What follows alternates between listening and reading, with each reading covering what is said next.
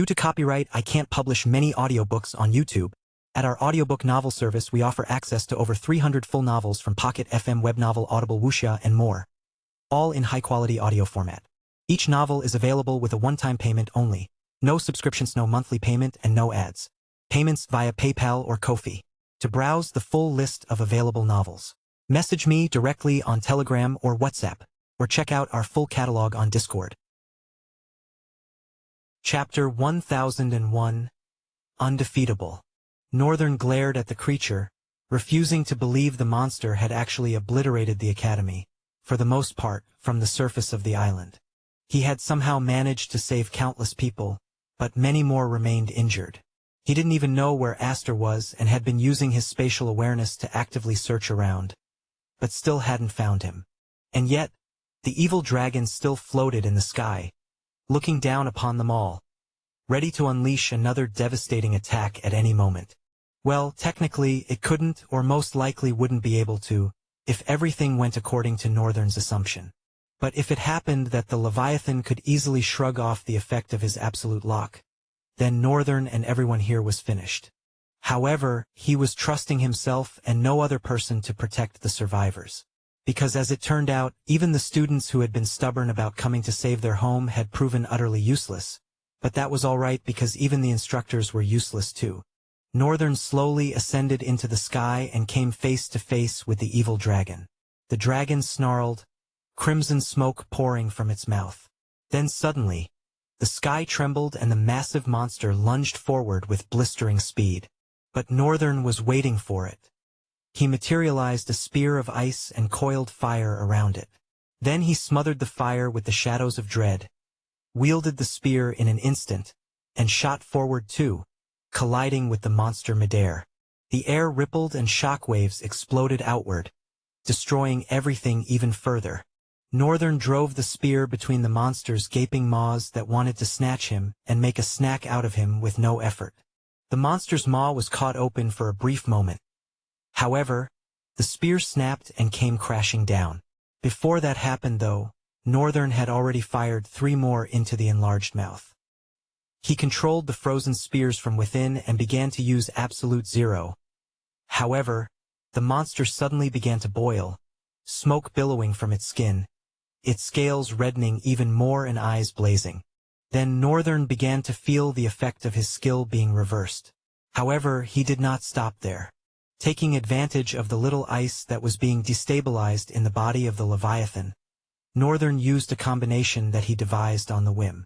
It was simply the complete opposite of absolute zero. The destabilization was breaking down the freezing molecules of his ice components, the ones that continuously spread. There was a fragment of law each of those molecules carried, and when that fragment emerged as law, that was what enforced the rule of absolute zero: all things freeze, even movement.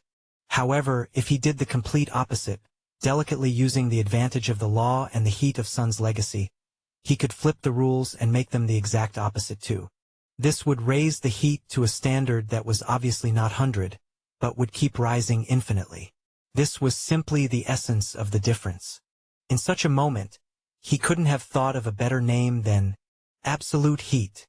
The words left his lips not in a shout, but in a whisper. Yet they thundered through reality like a divine proclamation. The Leviathan shrieked as the law embedded in the ice fragments inverted. The frozen particles inside its mouth, throat, and chest did not melt. They ignited. But this was not flame as the world knew it. This was heat that was not born from combustion, but from conceptual ignition. The very laws that govern temperature, what could be burned, what could be endured, were being rewritten in real time. Northern's eyes blazed with radiance, twin stars of blue flames.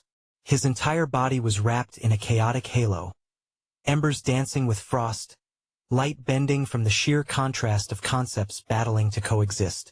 The Leviathan convulsed midair. Its entire form bulged unnaturally, as if something was expanding from within. Its own thermal regulation, honed over countless millennia, began to fail. Its inner core, what once fueled its corruption, reacted violently, surging against the ancient bindings that kept its monstrous biology intact. And yet, Northern wasn't done. He moved like a streak of lightning across the Leviathan's massive form, embedding more spears into the beast, not for damage but as anchors. With each one, he wove more of the unstable conceptual law of absolute heat into the monster's very blood. Northern grinned wickedly, savoring the Leviathan's tormented reaction with glory and splendor. Since the beginning of the battle, this seemed to be the first real damage the bastard was receiving. Northern's grin stretched even wider. Yes, dance for me. He raised his hands to the sky, and hundreds of ice spears materialized, blanketing the air.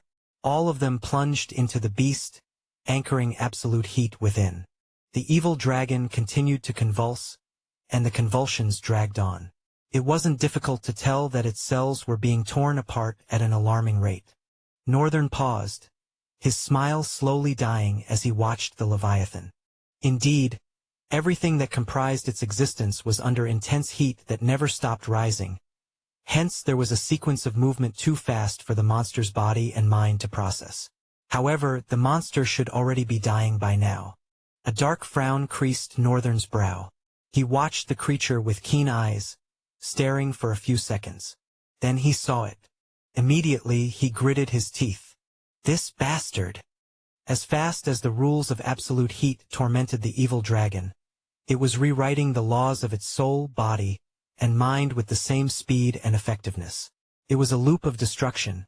It felt like restoration flowed with destruction in an endless cycle, with the same speed and same power. Everything was chaotic, and that chaos raging inside the monster felt just right. At that point, Northern's eyes trembled and widened. He moved, but suddenly the world shifted, causing him to halt. He frowned, terror etched in stark lines across his face. Northern didn't know what more could go wrong at this point. Absolute lock, while it might have sealed the monster's abilities, was completely useless against the sheer potency of its will. And now, it seemed like the damned creature was about to unleash something truly malevolent into the world. Northern began to perspire. Chapter 1002. Sun Legacy Part 1. Northern was flooded with bewildering thoughts and froze for a millisecond as day suddenly plunged into crimson night. He levitated there, paralyzed and drenched in sweat. For a moment, dread crashed over his senses and body, as if no matter what he did, the monster would never die. A Leviathan was simply too powerful to be defeated, even by someone like him. Perhaps retreating to chaos and void was his only option. Without chaos and void, he was nothing. However, after that millisecond of doubt, Northern snapped upright with fierce resolve. He might be a coward in several areas, but he had never proven to be mentally fragile. His mental fortitude was unbreakable. Since being born in Trail, the first time, of course, this was the first instance he'd felt it waver with such intensity, and even that hadn't lasted a full second. Northern covered his face with his palm, grinning behind it. Well, damn. Leviathans are definitely not your average monsters. Northern lifted his face to the sky with a grimace as crimson darkness smothered everything. There was a sudden drop in gravity. Then everything plunged into pitch blackness for a moment. Northern felt something in the atmosphere he could only describe as an inversion. Like the world had been flipped inside out. When the darkness dissolved, giving way to the crimson veil, the world he saw bore no resemblance to what had existed just a millisecond before. Something was catastrophically wrong. First, there was no land beneath him. Instead, an ocean of flowing crimson smoke churned and rolled like an ominous sea of primal evil, waiting to devour everything. Mountains jutted from the crimson ocean like arrowheads dipped and drenched in blood. The tide flowed endlessly to the realm's edge. The mountains themselves seemed to be the source of whatever catastrophe this realm harbored. But there was no way to tell for certain. Northern exhaled and fixed the monster with a death glare. Oh well, to be dragged into a monster's soul world. What an honor. This was his first time witnessing a soul world live and direct. But it wasn't so different from Burning Storm's. In fact, Burning Storm's soul world had seemed far stronger. This one felt bland, hollow, and dying. Being inside it confirmed something Northern had suspected all along. He touched his chest with a soft frown, then surveyed the entire realm with a calm expression. Really? Chaos? The entire realm suddenly bellowed and roared. Northern snapped out of his thoughts and fixed his attention on the Leviathan. Good. Perhaps I can learn from you how to handle a soul world. Northern slowly exhaled, and steam began leaking from his body. Solar ascension. The heat blazed and formed a second skin around his body. His skin began cracking as molten veins of volcanic fire streaked across his surface. His hair slowly rose, the white color shifting as it radiated power. His eyes blazed with flames and ignited with radiance that seemed to consume his humanity. The molten veins spread across his body, even onto his face. Then his hair flowed upward and began to dance, slowly transforming into fire.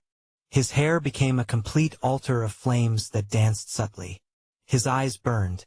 His skin darkened and hardened with searing heat, and golden metallic liquid flowed over his arms before solidifying.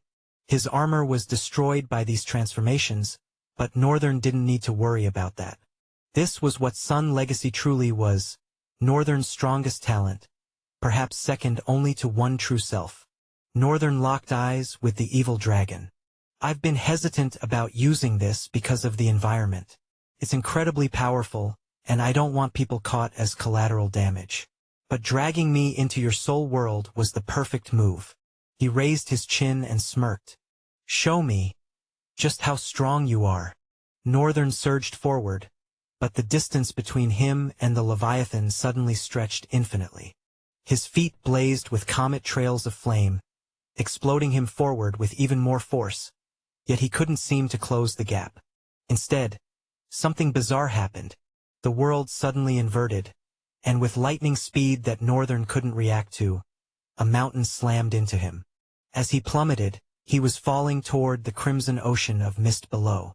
The jagged peak crushed into him with devastating force.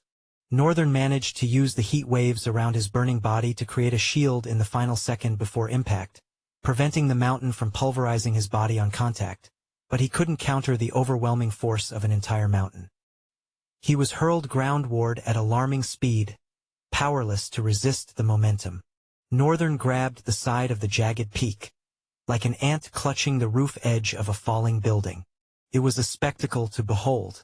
However, that ant suddenly blazed with a torrent of fire that surged backward with explosive force, creating a mountain of flames that mirrored the stone mountain driving him earthward.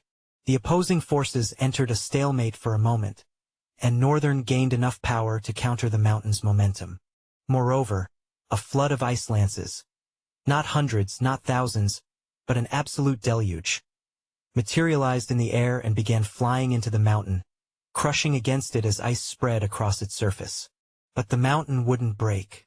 It blazed with molten heat that instantly evaporated the ice, turning it to scalding steam. It flared with even greater force, fighting against Northern's resistance. The evil dragon swooped down and landed on the mountain's slanted surface, adding even more weight and power to the crushing force. Northern was driven back 10 meters before his own mountain of flames blazed more powerfully. The fire radiated in all directions, burning with ferocious intensity and crashing into the ground, forcing the ocean of crimson clouds to retreat and flee from the impact zone. From all around them, thousands of fire comets ignited and began streaking toward the mountain. Within moments they collided, and a thunderous explosion consumed the enormous peak, shattering it further. Northern groaned as he crushed the sides he was gripping. Ashen eternity. Instantly, his hands radiated power, and the mountain began to crumble, decompose, and dissolve into ash beneath his grasp. The Leviathan launched itself from the mountain, wings beating powerfully against the air currents. It hovered and seemed to bore a fierce stare into Northern, whose hair blazed as he dusted the ashes from his body. Northern finished and fixed the monster with a glare of his own. What? You thought you were the only one with trump cards? Chapter 1003, Sun Legacy, Part 2. After the entire mountain crumbled to ash, the vast airspace of the Leviathan's soul world was drowned in gray clouds that seemed to linger endlessly. Northern had risen above it. The evil dragon had as well. Now, Both glared at each other in silence. The altar of flames that danced above Northern's head darkened and slowly shifted to a purple-dark flame. The rest of his body also became somewhat dark. Northern extended the liquid gold that curled around his body, commanding it to emerge and form a great spear in his hands.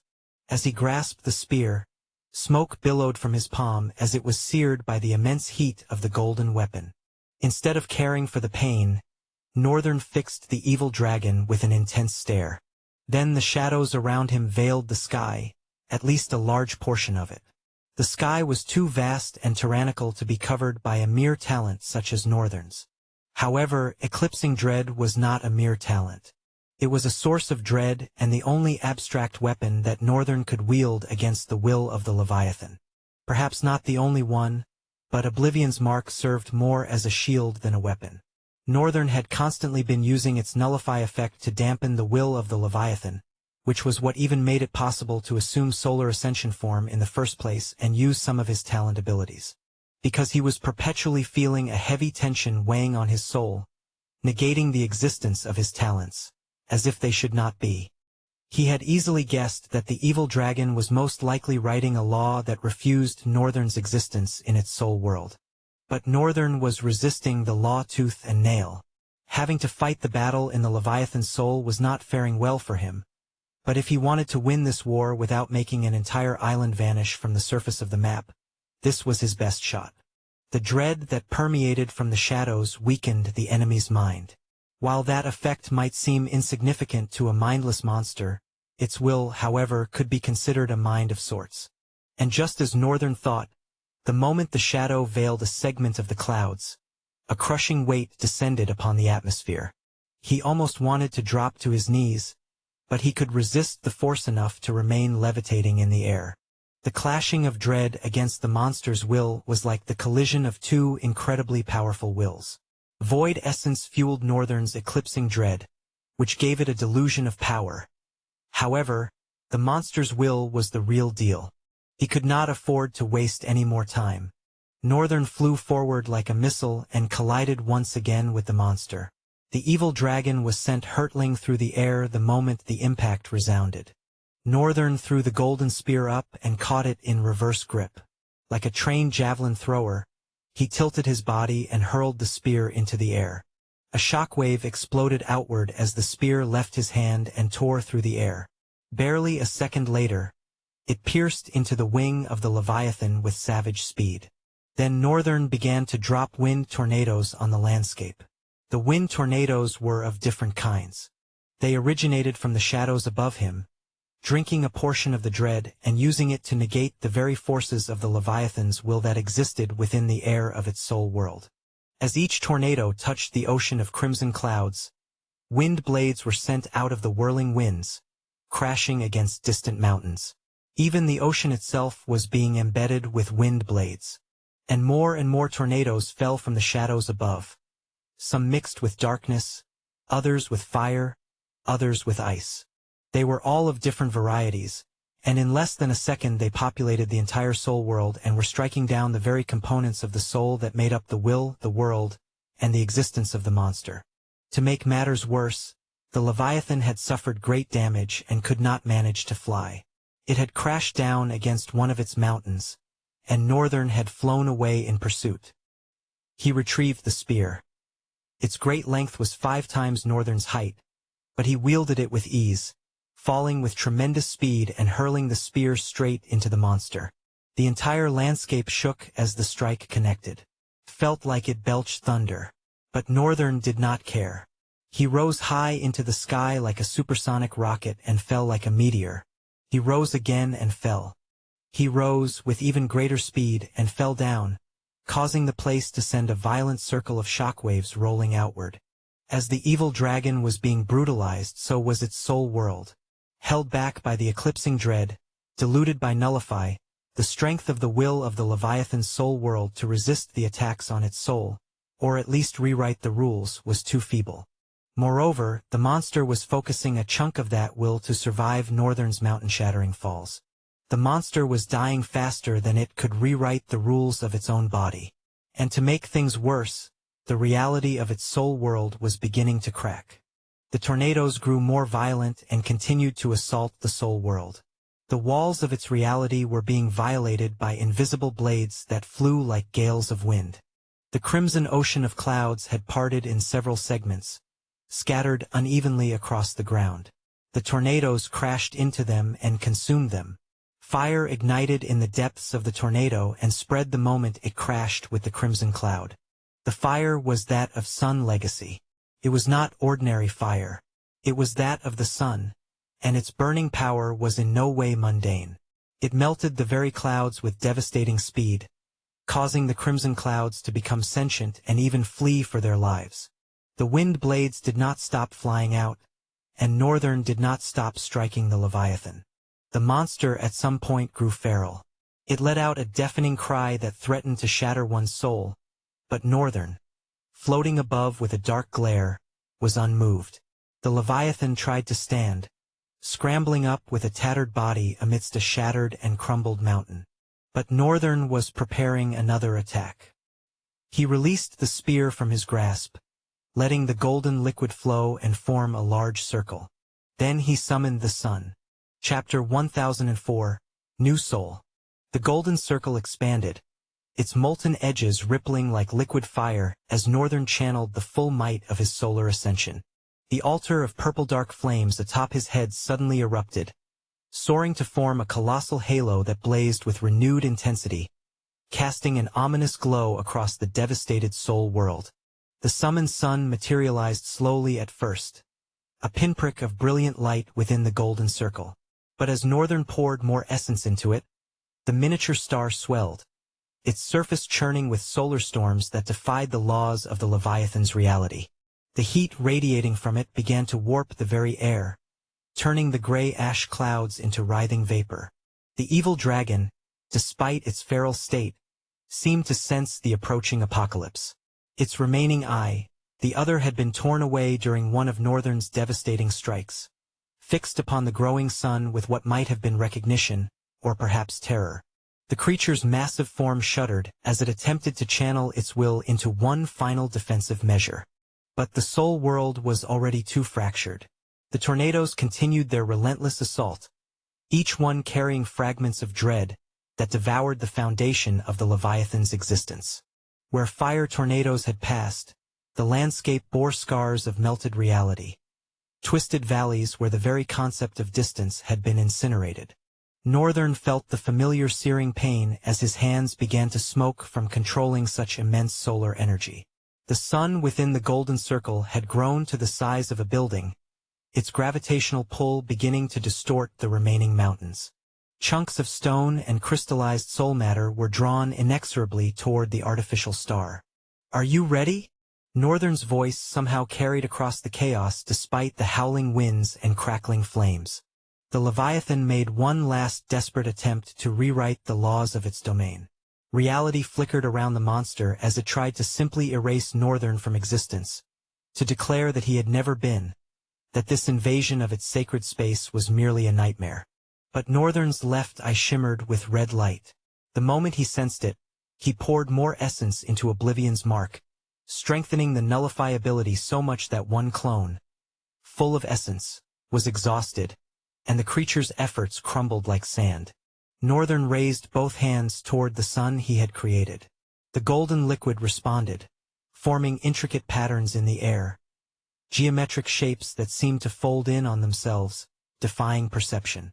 With a gesture that felt like tearing apart his very soul, he hurled the miniature star directly at the struggling Leviathan. The impact was more than an explosion, it was an unmaking. Where the sun struck, reality simply ceased. The evil dragon's roar cut off mid-scream as portions of its body were consumed not by fire, but by the absolute authority of solar judgment. The very concept of the monster began to unravel, starting from the point of contact and spreading outward like cracks in glass. The soul world convulsed. Mountains that had stood since the Leviathan's birth crumbled into nothing.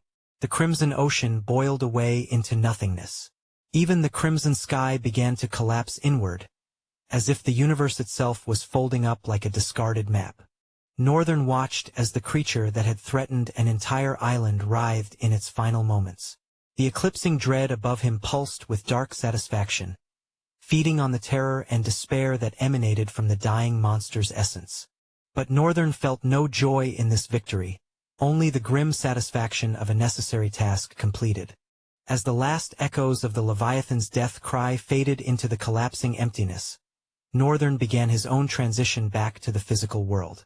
The soul world was dissolving around him, taking with it all traces of the ancient evil that had lurked beneath its waves of reality. But even as victory seemed assured, Northern could feel something else stirring in the depths of the dying soul world, something that had been hidden beneath layers of the Leviathan's consciousness, something that whispered of older hungers and darker purposes. The wrong and twisted chaos he had witnessed in the monster and its soul world was difficult to shake off. Something had to be wrong, he could feel it in his gut. He just couldn't pinpoint what was wrong, and that was frustrating enough. The soul world crumbled into nothingness, and Northern found himself floating amidst the bright sky. He saw the notification display appear before his eyes. Congratulations, you have slain a catastrophic Leviathan, Chaos Dragon. You have slain the remnants of a tyrant. You have gained plus 1,000 talent fragments. Northern stood midair watching the display. He was expecting more, but there seemed to be a pause that caused him to raise his brow. That's all. Suddenly, in that moment he felt his entire soul buckle, then tighten. Northern clenched his chest hard, groaning with labored breathing. Each attempt to breathe felt like carrying the weight of the world in his soul. Something had entered his soul. He knew it, and he could most likely guess what it was. Whatever the damn thing was, it was causing his soul to change, though Northern had no idea what sort of change this was. Your soul has absorbed a tremendous amount of corrupted chaos. His eyes widened. So that was what it was? Corrupted chaos is being purified in your soul. The pain intensified so much that Northern couldn't hold it anymore. He tried, but the agony assaulted him with 1,000 burning swords, cutting at the flesh of his soul 1,000 different times with each blade. Alas, he couldn't maintain flight, and he plummeted through the clouds, crashing into the ground and causing enormous shockwaves to roll outward through the earth, devastating everything. Other survivors could see clearly that the Leviathan was gone. They had witnessed Northern fall onto the island, far from where the academy stood. In fact, Annette, who had been a stark witness, was already racing toward his location. Several others followed, their minds shattered yet filled with mixed awe and intense joy that the abomination was indeed eradicated. Northern, meanwhile, curled on the ground in the middle of the crater his fall had created, groaning painfully and clawing at the soil as his soul continued to tear through the walls of its limitation, forcing out a fundamental change. The transformation surging through Northern was violent. It wasn't supposed to happen, but it was happening anyway. His soul was evolving, but this wasn't the same evolution. There was something twisted, wrong about this particular evolution, something that should never have occurred. Something was growing out of his soul, and it was lethal. Seed of Void is undergoing a crude transformation. Chaos is overpowering Void. Seed of Void is slowly becoming Seed of Chaos. The seed in your soul is forcibly germinating. As the notifications continued, so did Northern's torment. He groaned hard, clutching his chest as his soul fought against him like it never belonged to him. Chapter 1005. We are all going to die. The march to Variolania was drawing to a close. What should have stretched over days they'd managed to complete in under one. And it was all thanks to the remarkable colleagues who happened to be journeying with him. First was the young woman. Although she rarely spoke, her skill with the spear was flawless. Her speed was terrifying, and the way she brutalized her foes was haunting. Despite being an ascendant, Zion did not think he would want to make an enemy of her. Then there was the guy. That one was even more vicious. Both of them rarely used their talents, the lady especially. He had never seen her use hers even once, unless it was something subtle like a mental attack kind of talent. Now that he thought about it, she usually did seem a bit crazed whenever she was drenched in the flow of battle. Ascendant Zion shook his head. What am I thinking about right now? Those were the foremost people he'd thank. Their strength was invaluable beyond the battlefield. But the most important reason why their battles were considerably easier: the summons. At first, he started with just 3. The strange-looking beast with horns, the knight whose face was completely covered by his helmet. Zion had even wondered how he could see through it, and the 4-armed monster that was following them. Granted, it behaved more human than any monster Ascendant Zion had ever encountered. Hence, referring to it as a monster felt strange. As the intensity of the battles escalated, more of them came. A black-skinned, lithe warrior whose presence dripped with ineffable grace. More were added from the enigmatic sage Rian's summons, and things progressed even more smoothly than before. And although there were several mishaps here and there, most of them were internal conflicts between them rather than monsters, especially between Linus and Braham. The former had almost killed the latter, if Jesai and he had not intervened just in time. From that moment, things had been somewhat tense between them. Now they were preparing to face the final horde of monsters, and the monster they were preparing to face was incredibly strong and difficult to kill. But scouts had been sent forward and information had been gathered. Moreover, there was a group of drifters who claimed they had faced the monster before alongside Sage Rian. Apparently the monster had fled from Sage Rian's grasp. Things weren't looking promising for them, but Zion was not discouraged. He believed he could truly vanquish the shadow monster with the over 100 drifters accompanying him, and some incredibly powerful creatures. Ascendant Zion sighed, sitting on a log they had felled the night before while building their temporary camp.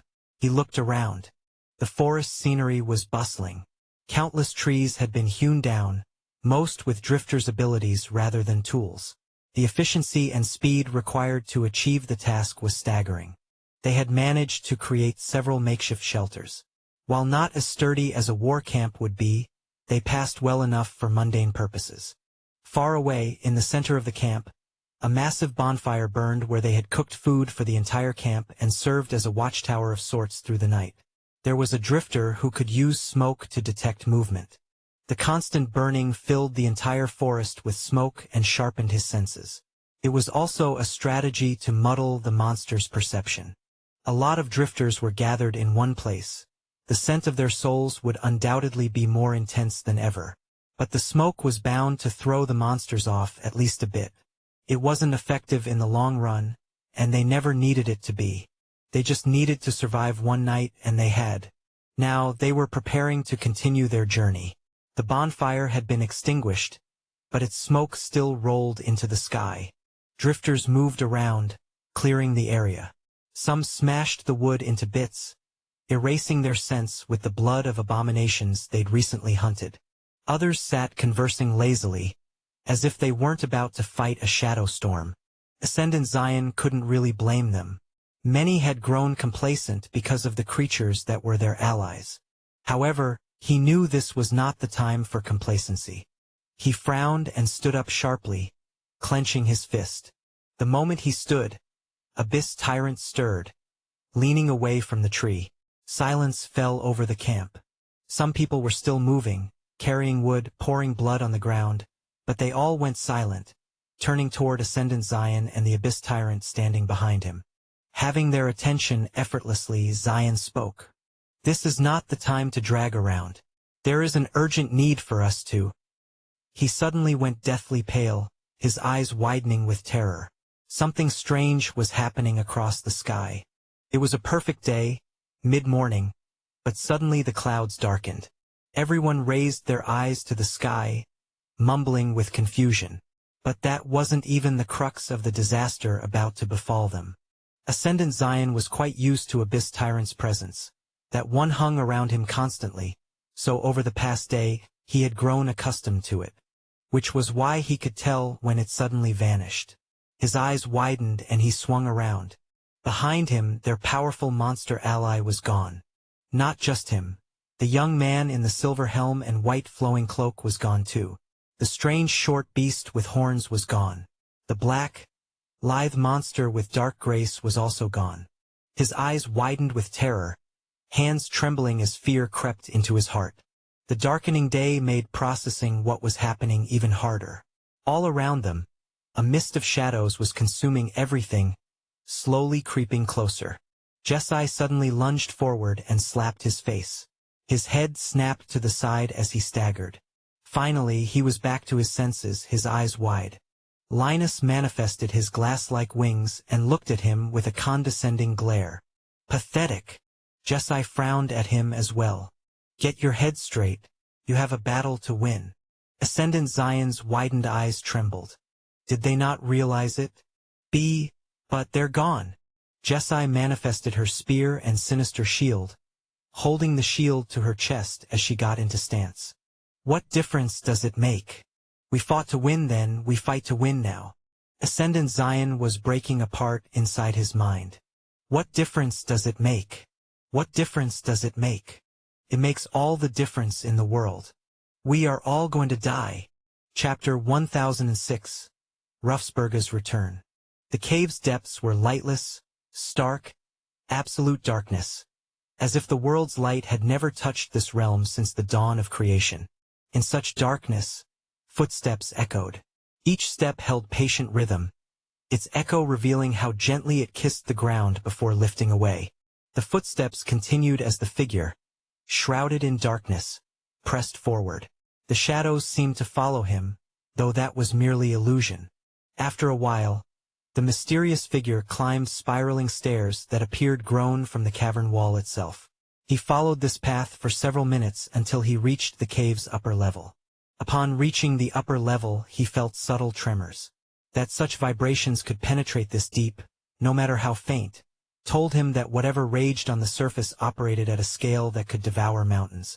Yet the tremors neither stopped him nor affected his pace or bearing. They were insignificant to him. Finally, he reached a section of the cave bathed in blue light from insects dancing through the upper cavern air. Their glow was ghostly, yet it cast enough luminance across the man's face. Strong features emerged, a powerfully carved jaw, eyes both gentle and profound.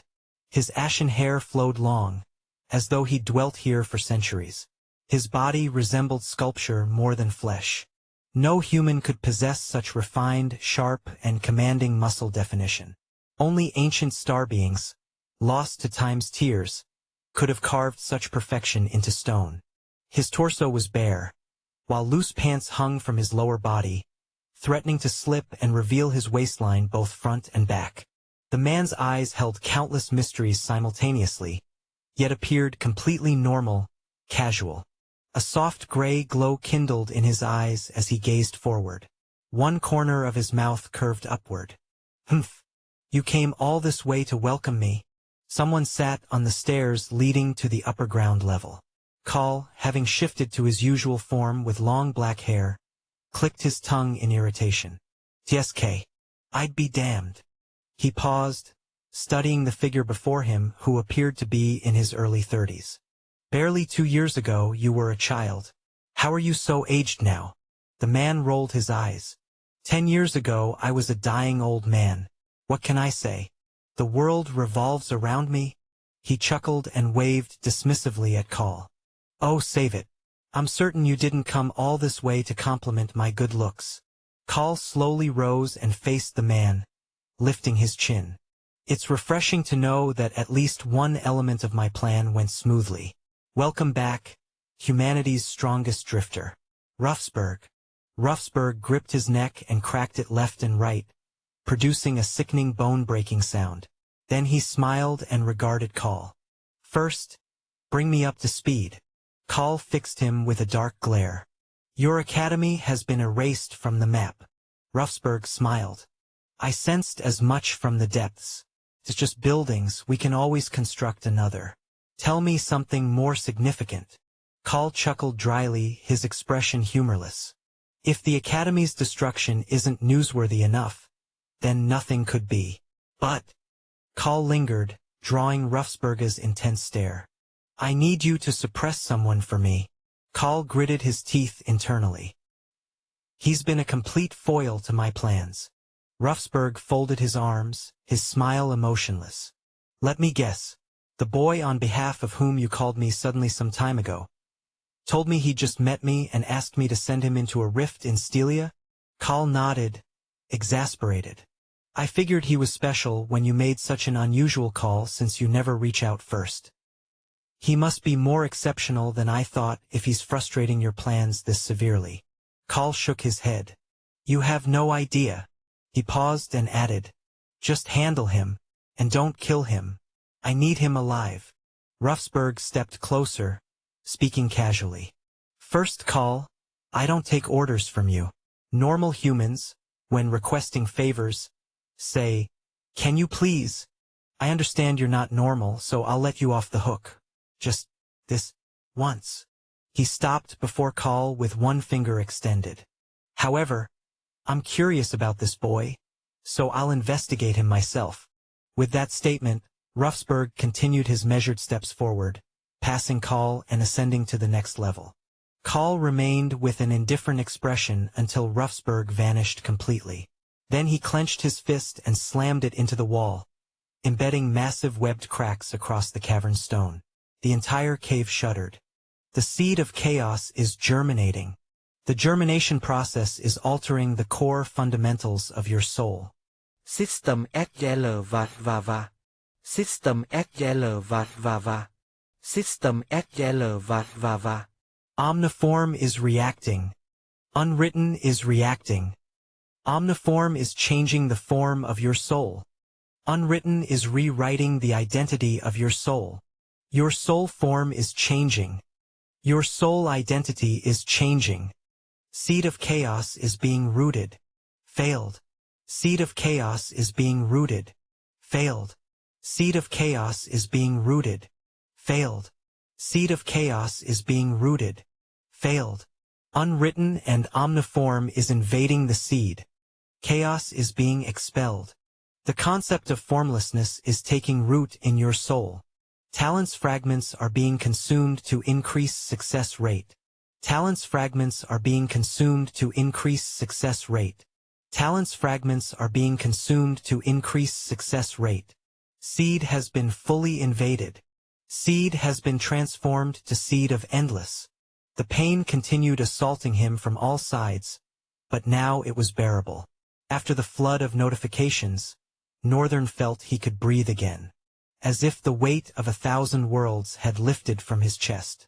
His breathing had never felt so effortless. He collapsed to the ground, panting and sweating. In that moment, Annette slid down from the crater's edge and rushed to him. North boy, are you all right?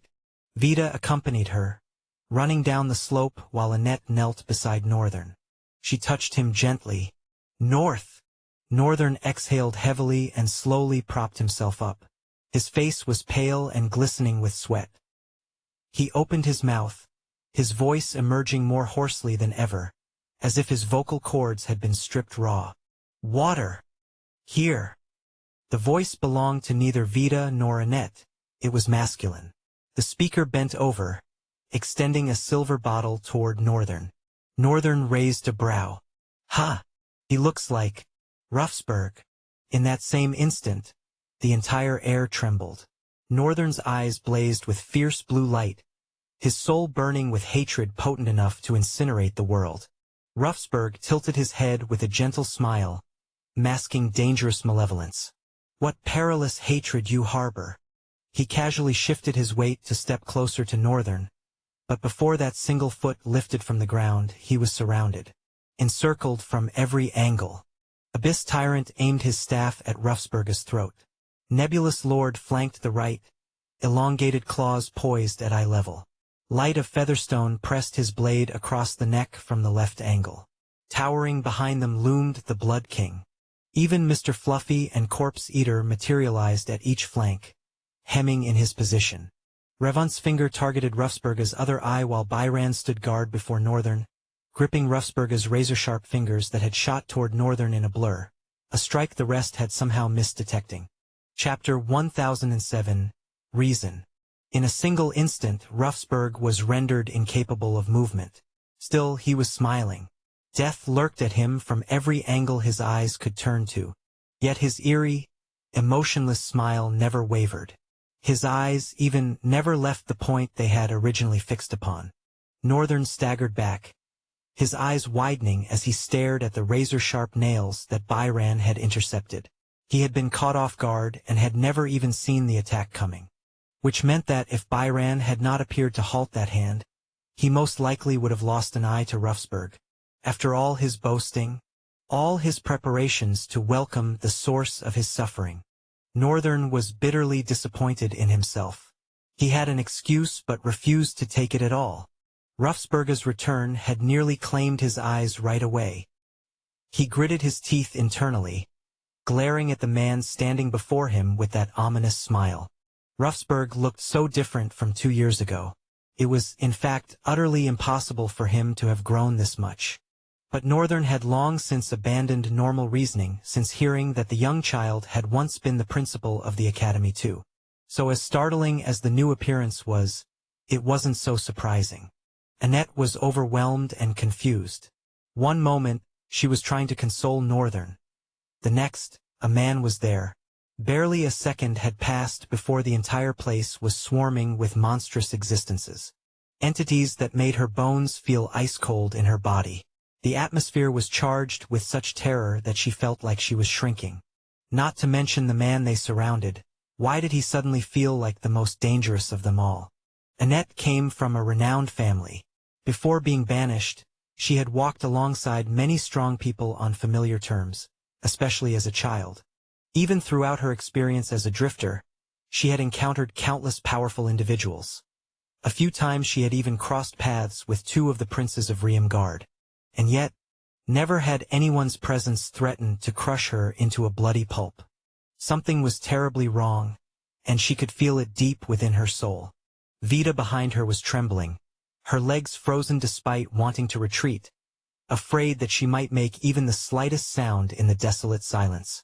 Eventually, the cornered man tilted his head slightly, surveying all that surrounded him. Intriguing. Void and chaos. You accomplished this much with it. I don't think even the Chaos Prince came this far. Northern's brows furrowed. He knows about the Chaos Prince? Of course he knew about the Chaos Prince. If he could discover it, then many other drifters probably had as well. And Ruffsburg would undoubtedly know more than the top 10% of drifters did. Don't look so bewildered. Naturally, I had a vague understanding of the things Call was plotting. And the Chaos Prince was common knowledge for everyone who has ventured into more than 10 rifts. Maybe recent rifts are different, but back in those days, rifts were filled with ruins and hieroglyphs that revealed the history of the underworld to us. I suppose you know about the underworld too. Northern remained silent, watching carefully and offering no response. The atmosphere felt frigid, too cold, despite the seemingly accommodating air Ruffsburg wore. Nebulous Lord growled, his sharp, slitted eyes blazing with white light. The rest of them seemed to react as well. Then suddenly, in a blink, Ruffsburg was standing before Northern alone, smiling. As I was saying, you have grown. Despite everything the Dark Continent might have offered to tear you apart, instead you tore it apart and rose above it all. Ruffsburg wore a smile, gazing at Northern like a creator admiring his finest creation with a satisfied grin. Meanwhile, Northern was bewildered. He frowned, unable to grasp what had just happened. Everything appeared exactly as it had been before, but all of his summons were gone, even Byran and Revant. All of them had suddenly vanished. And Ruffsburg regarded him as if he hadn't just done something extraordinary. At least he could sense their presence, so they weren't completely gone or dead. They were simply within his soul. How did he do that? Look at you. The Dark Continent plan worked. Stars, I thought I was mad, that I was going too far. He smiled, gazing at Northern with gentle eyes. But seeing you comforts my soul. I was never wrong. The harshest battles indeed forge the greatest warriors. Look at you. Just look at you. Northern scowled at the man, grimacing with such a dark expression that shadows seemed to coil around his face. He could almost taste the vile bitterness of disgust on his tongue. You are insane. You are mad. You are the most deranged being to ever exist. You set such a towering standard for madness that you make mentally deranged people seem sane. He slowly rose to his feet, Annette and Vida watching him. You took hundreds of students, every year sent them to a continent swarming with monsters, tore them from their families, dumped them in a realm to suffer and die as though they were worthless livestock. You call that strength? You made them suffer. People died. The veins on Northern's forehead bulged. Ruffsburg bore no particular expression. He simply looked down with a dark glare that made him seem like an ascended being judging those beneath him. Then he grinned. You're angry? Good, good. Hold on to it, sharpen it. It means the lesson was seared into your bones. He gestured vaguely. The students. Yes, they did scream. They bled. They died. His grin widened, twisted and vile. Yet look at you. You crawled out. You survived. You conquered. He leaned in slightly, his voice a dark whisper like corrupted gospel. Tell me, Northern, would you undo it? Would you trade the experiences for them? Would you let go of who you've become just to spare them? Northern glared at him as he continued. You call it madness. I call it refinement. You see ashes, I see forged iron. Consider what the legends gave us. Peace that made men fragile. Comfort that stole all will. A generation of soft clay pretending to be stone. I shattered the clay. His gaze grew calm, soft, and what rose from it was you. He nodded gently, his lips turning downward with graceful indifference. I don't blame you. In fact, I expected you would hate me, curse me. That's how I knew it would work. Hatred is honest, it proves I cut deep enough. The world has no place for mercy, young man. I didn't prepare children to live. I prepared them to endure what should have destroyed them. Northern glared at him, horrified by the madness Ruffsburg was almost weaving into sense. You used us like animals. You butchered teenagers. There is no lesson in slaughter. You murdered people. Ruffsburg smiled. Many were killed, indeed. You could call it slaughter, but there's another way to see it. Sacrifice, more accurately. But let's not pretend you didn't benefit. His voice grew distant, as if he were speaking across centuries of war and death. Every great nation was built on corpses. Every hero stepped over the bones of the weak. I merely stripped away the illusion that life was kind. He looked at Northern with a tender expression and placed his hand gently on Northern's shoulder, dismissing the relevance of distance. Do not grieve for them. They are the reason you exist. And in the end, boy, I believe that made their deaths worthwhile. Chapter 1008 True Fear. Northern continued to glare at Ruffsburg with a dark grimace.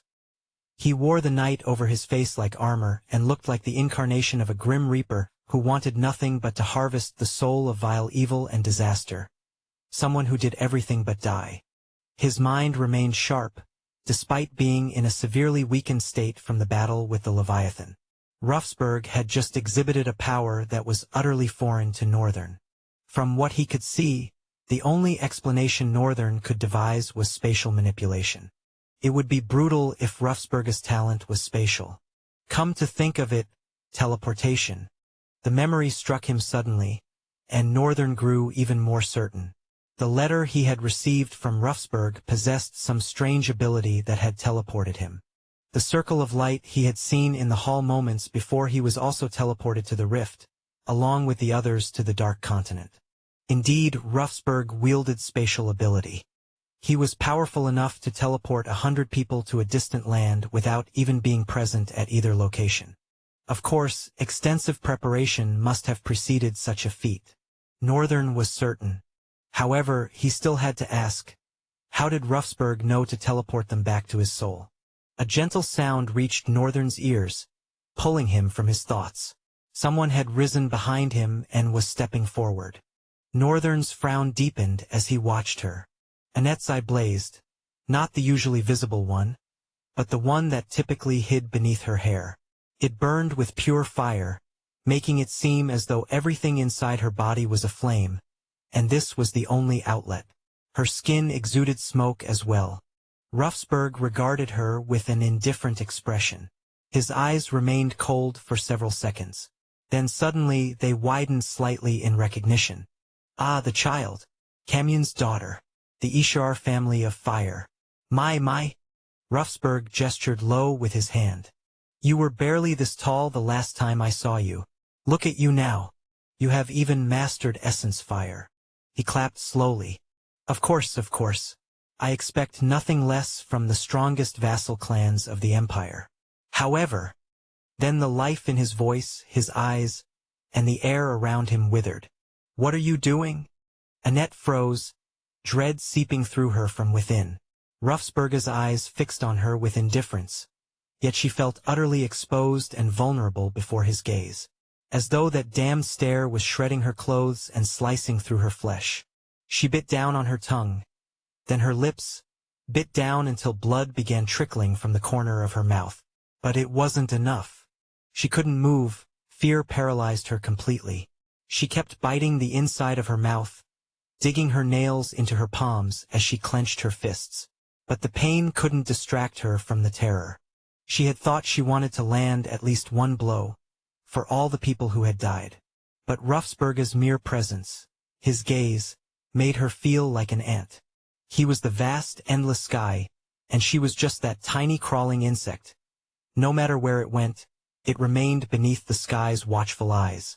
Her burning eyes slowly dimmed, flickering weakly as she lowered her head, sweat dripping from her face to the ground. Northern watched her and scowled. Then he moved. Before Ruffsburg could react, a massive explosion of air erupted behind him, followed by a shockwave that seemed to warp space itself. Ruffsburg's eyes widened in bewilderment. That indifferent, condescending look vanished instantly, replaced by disbelief and shock. The force of the blow escalated, sending him tumbling through the air.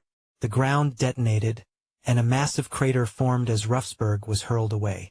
Even after he vanished mid-flight, reappearing elsewhere, a massive crater continued to be carved by the attack's force, as if the substance it was meant to hurl had simply removed itself from that space. Ruffsburg slowly approached Northern and touched his ribs where the punch had landed. A small bruise marked the area, one that was gradually healing as he examined it. Ruffsburg lifted his gaze from the bruise and fixed his eyes on Northern, still visibly shaken. You struck me? So fast, so powerful. How did you manage that? He narrowed his eyes, white light emanating from them as he scrutinized Northern intently. Your soul is different from moments ago. What did you do? How did you absorb another soul? Northern didn't respond. Instead, he focused on his hands, gripping his wrist with his other hand, frowning. The blow had completely shattered the bone in his wrist, and he felt searing pain in the area. Of course, for someone like him, this level of pain was still manageable. However, something else occupied his mind. It's different. It feels faster and deeper. It was difficult for him to explain the sensation, even to himself. But what he knew was that the process of changing names had undergone a remarkable transformation. Before, the new names felt like extensions, soulless mimicries. Even now it could still be considered mimicry, but this mimicry wasn't just an extension or reflection of sorts. This time, the mimicry possessed a soul, and because it had a soul, the mimicry could achieve perfection. Northern was still far from perfect, but changing to Titan's Reckoning had been a much swifter, more authentic process than ever before. Northern even felt he could reach for his other talents through DIY, though it would probably require tremendous effort. This was a monumental step toward perfection. I like my new soul. There were still more aspects to explore, of course. He could feel it in every fiber of his being. He was transformed. Granted, he was still exhausted, physically strained, and his essence was depleted. He had only one clone remaining in Limitless Void. And after Ruffsburg had somehow managed to banish his summons back to Limitless Void, he was being extremely cautious about any interaction with that realm. The last thing he wanted was for Ruffsburg to discover a path to his soul. Chapter 1009. Does the end justify the means? Damn. His wrist throbbed despite his attempts to dismiss the pain. He had unleashed colossal force, yet still shattered his wrist from punching Ruffsburg. Speaking to you without getting a response is irritating. I'm certain I'm far older than your grandparents. Northern finally lifted his head. I'm not sure why you're interested in talking to me. I'm after your blood. I want to kill you, and I will kill you. But to satisfy and justify my selfish desire to end you, I also want to interested in talking to you. Hey, Ruffsberg, does the end justify the means? Ruffsberg touched his jaw gently, contemplating. If you're talking about this, then it does? I mean, don't you think like me? I believe you agree that the end do justify the means. When you look at yourself and some others, it's comforting. Northern nodded, his expression blank. You're indeed right. Your means justified your end. You know, as much as I want to say you can't sacrifice the lives of 100 people just so one strong man can exist, or that you can't make the decision for people, all this is nonsense if that one strong person is capable of saving billions, or if they'll never make such a decision for themselves because of complacency and lackadaisical attitudes. However, because I exist or some other strong persons exist, doesn't mean you own us or that you're absolved. It also doesn't mean the price was fair. You should bear the weight of your decision. Northern stared at him intently as he added with a tone of finality. Yes, Ruffsberg, your end did justify your means, but it can never erase the blood on your hands, and it will never earn you forgiveness. So, I think I have more than enough logical reasoning to kill you. Northern looked at Ruffsberg and smiled. And it just so happens that I'm not the only one desperate for your blood. A subtle frown appeared on Ruffsberg's face, and at that moment, the entire world darkened. A bit, like storms were gathering in the cloud. Something from a vast distance away streaked forward with black light and black lightning dancing violently around it. The black streak of light was swift and happened in the blink of an eye. Ruffsberg crossed his arms and threw himself backward to evade the brunt of the attack. But even the periphery of the attack was enough to carve a powerful crater into the crater they were already in and cause shockwaves to spiral out upon collision. Ruffsberg wasn't sent flying back like Northern's attack had done, but he also wore a stern expression, which meant the attack troubled him. As the blackness dissolved, someone raised their head from within it, looking at him with a dark grimace and crude black markings running across their face. Welcome back, Principal. I spotted you from over a mile away and just knew it was you. Did you miss your favorite student? Ruffsberg's eyes widened slightly as he saw the face of the person who emerged from the blackness. Then he grinned cheerfully. You too. I'm not disappointed. What about Afcon? Helena exploded with a groan that caused the swirling darkness around her to surge even further, encircling both of them. The darkness condensed into several black rods, forming around her. The black markings on her face spread, covering her eyes and forehead and creating an intricate pattern that made her carry the air and essence of a savage, moonlight huntress. Helena broke away from Ruffsberg, snatched one spear, and clashed with him again, shouting, "You dare utter his name, after everything you did to us?" Ruffsberg watched her calmly, his facial expression hollow while she raged. He seized her black spear and said with an impassive tone, "He died, didn't he? That's tragic. He had a very fragile and insecure heart. If only he'd worked on that more." He casually snapped the spear. "Who killed him? A monster." His gaze shifted to Northern. "Oh, was it him?" Helena didn't answer him. Instead, she released a thunderous groan, and the gathered dark clouds responded with a mighty thunderclap. Northern looked up at the sky and at Helena. He had never truly witnessed the full extent of her abilities, but he knew she must be incredibly strong. No matter how young Helena appeared to the eye, she was at least 10 years older than he was. It was just that she had such a small stature that made this very hard to believe. She was one of the very few who had been in the Dark Continent for a long time, and she had been a sage the longest among them, recently breaking into an ascendant, no doubt. She was stronger, her presence was more powerful. Even those black rods, Northern had never seen so many at once. Helena was definitely, by the book and by theory, the strongest person currently on the island who could take on Ruffsberg, because she was the only ascendant currently around on their side. Of course, that was as far as books went. The landscape quaked as the clouds responded to Helena's cry, and a thunderstorm crashed to the ground, obliterating the earth and its vicinity. Everything was quickly shrouded in a fierce and impenetrable storm with Helena and Ruffsberg in the eye of it. Northern could see through it easily, but he doubted anyone else could. The storm wasn't just any kind of storm.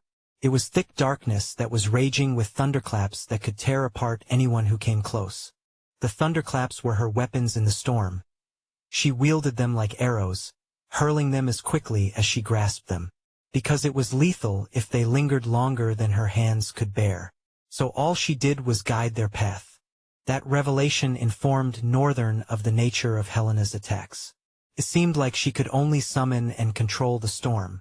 Maybe some of her talent abilities made her able to survive it in certain ways, but it was just as dangerous to her as it was to her enemy. She could not create the storm unlike Frostbeard could create ice. Even though they sounded similar, they weren't. Helena's talent, Wildheart, was S-Class, and Frostheart was SSS class. Well, EX now. Northern peered into the storm once again. It's astounding to realize she was this powerful all along. Chapter 10:10 Words are valuable. Northern stepped back as the storm swelled wider and fiercer. He returned to Annette's position. She was already on the ground trembling. In fact, from Northern's perspective, it appeared she was weeping. Vita stood behind her with clenched fists, pressing down on her lips, doing nothing. Northern shifted his gaze to her and lingered for a moment, wondering if he should say anything.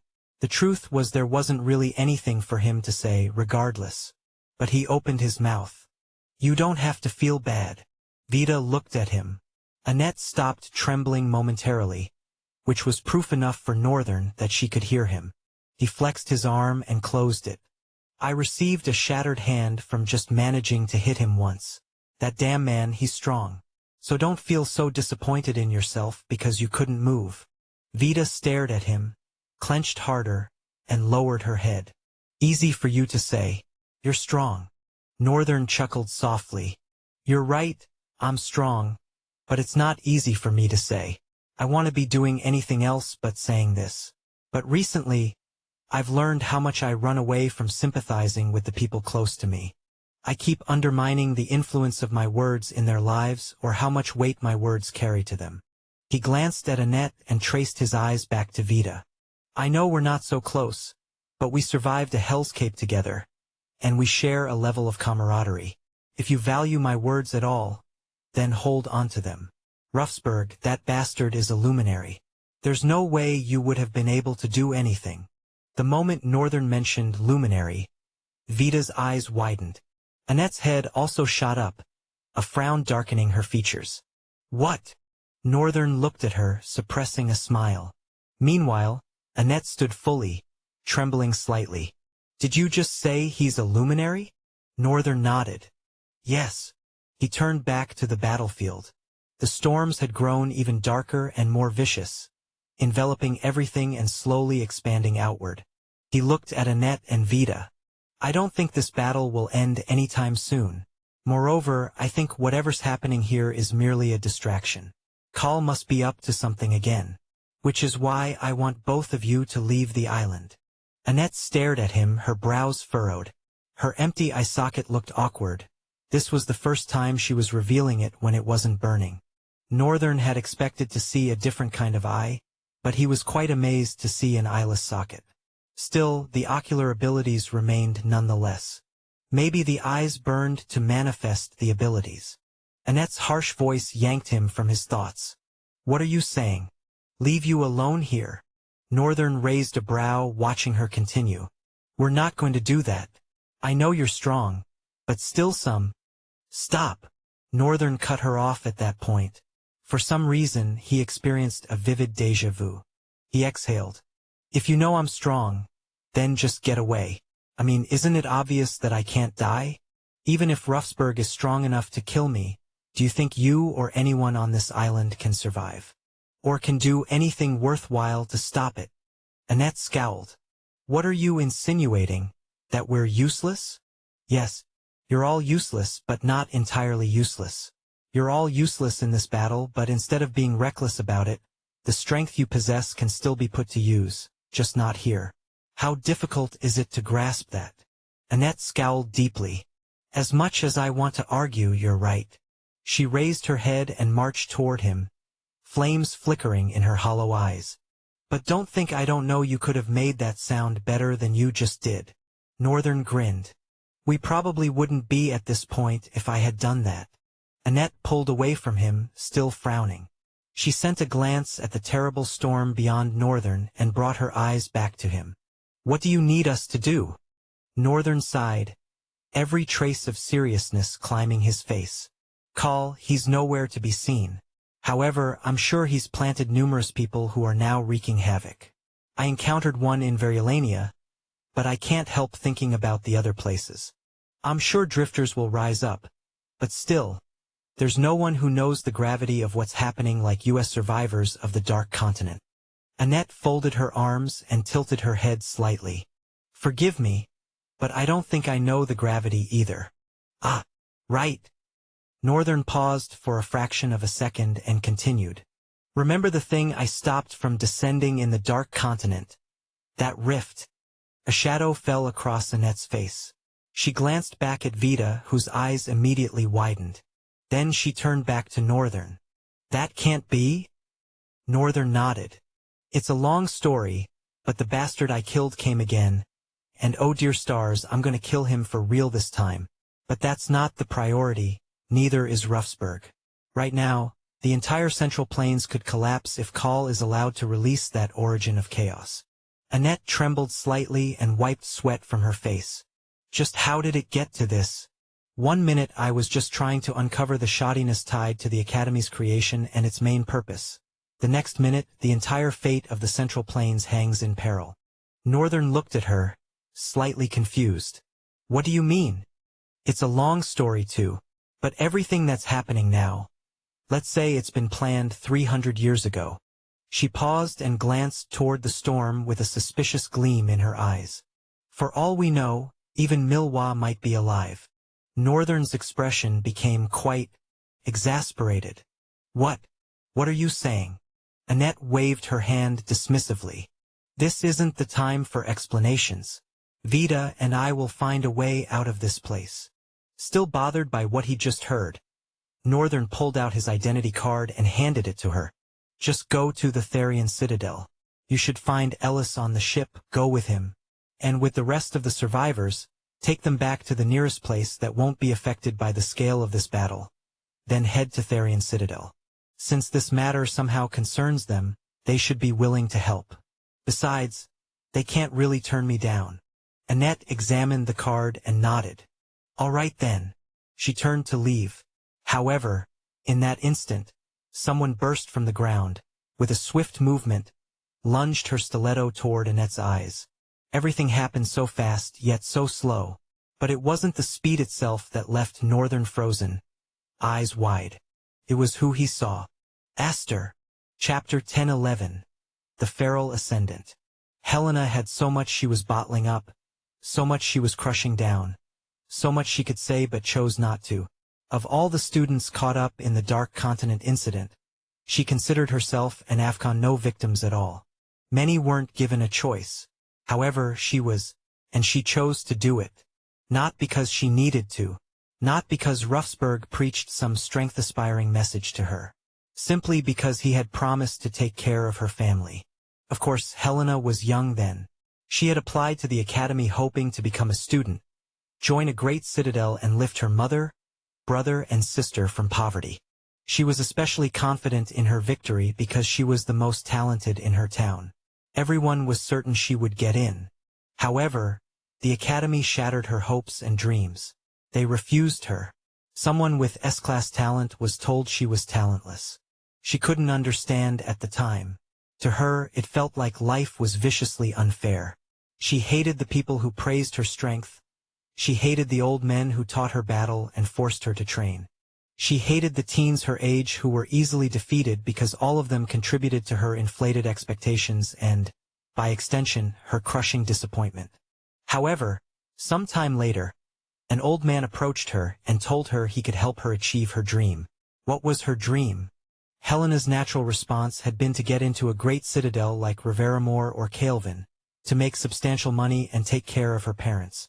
And the old man had said, if you could endure 10 years of suffering to take care of your parents, would you do so? Helena didn't even think before she responded, because she would do anything for her parents. Throughout her time in the Dark Continent, She had made peace with her decision. She was sorry for those who weren't given a choice like she was. But there was nothing she could do. She kept this secret, and the only person who truly knew was Afghan. After all, he had a similar situation.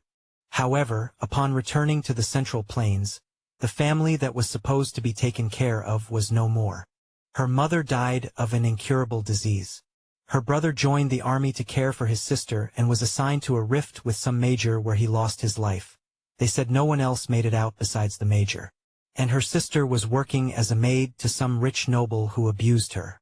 She joined Thalen's citadel and rescued her sister, but the girl bore resentment toward Helena for leaving. Her family had enjoyed great riches for a while after she left, but it could never compare to the joy of her presence. Her absence in the family had begun to kill it from within before their mother's death kick-started everything. Helena hated herself and despised Ruffsburg for abandoning his promise. He could have done more than send money, but he left them to die. How could she not repay him the favor? The storm that enveloped both of them was madness incarnate. Wind howled like mourning beasts. Thunder struck in recursive rhythms, each boom overlapping the last, as if the sky itself was panicking. Helena was in the center of it all. Her feet barely touched the crumbling ground. She streaked through the maelstrom like a bolt of black lightning, rods forming midair and hurling at Ruffsburg with raw, primeval force. Each rod twisted through the air like a serpent of divine judgment. The space they crossed warped. Time shuddered, but not because of her. Ruffsburg was weaving space around himself, like a tailor bored of thread and interested only in rending fabric. One rod struck, or should have. Helena's eyes widened mid-flight as the spear hit nothing. The trajectory had been perfect, but Ruffsburg had been elsewhere. These wasn't a fast dodge. It was as though he was never in his initial position to begin with.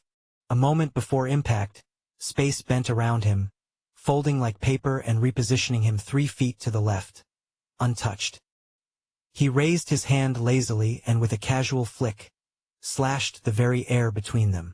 A line of silver light appeared instantaneously, but Helena twisted just in time. Her body wrenched back violently as the slash grazed her.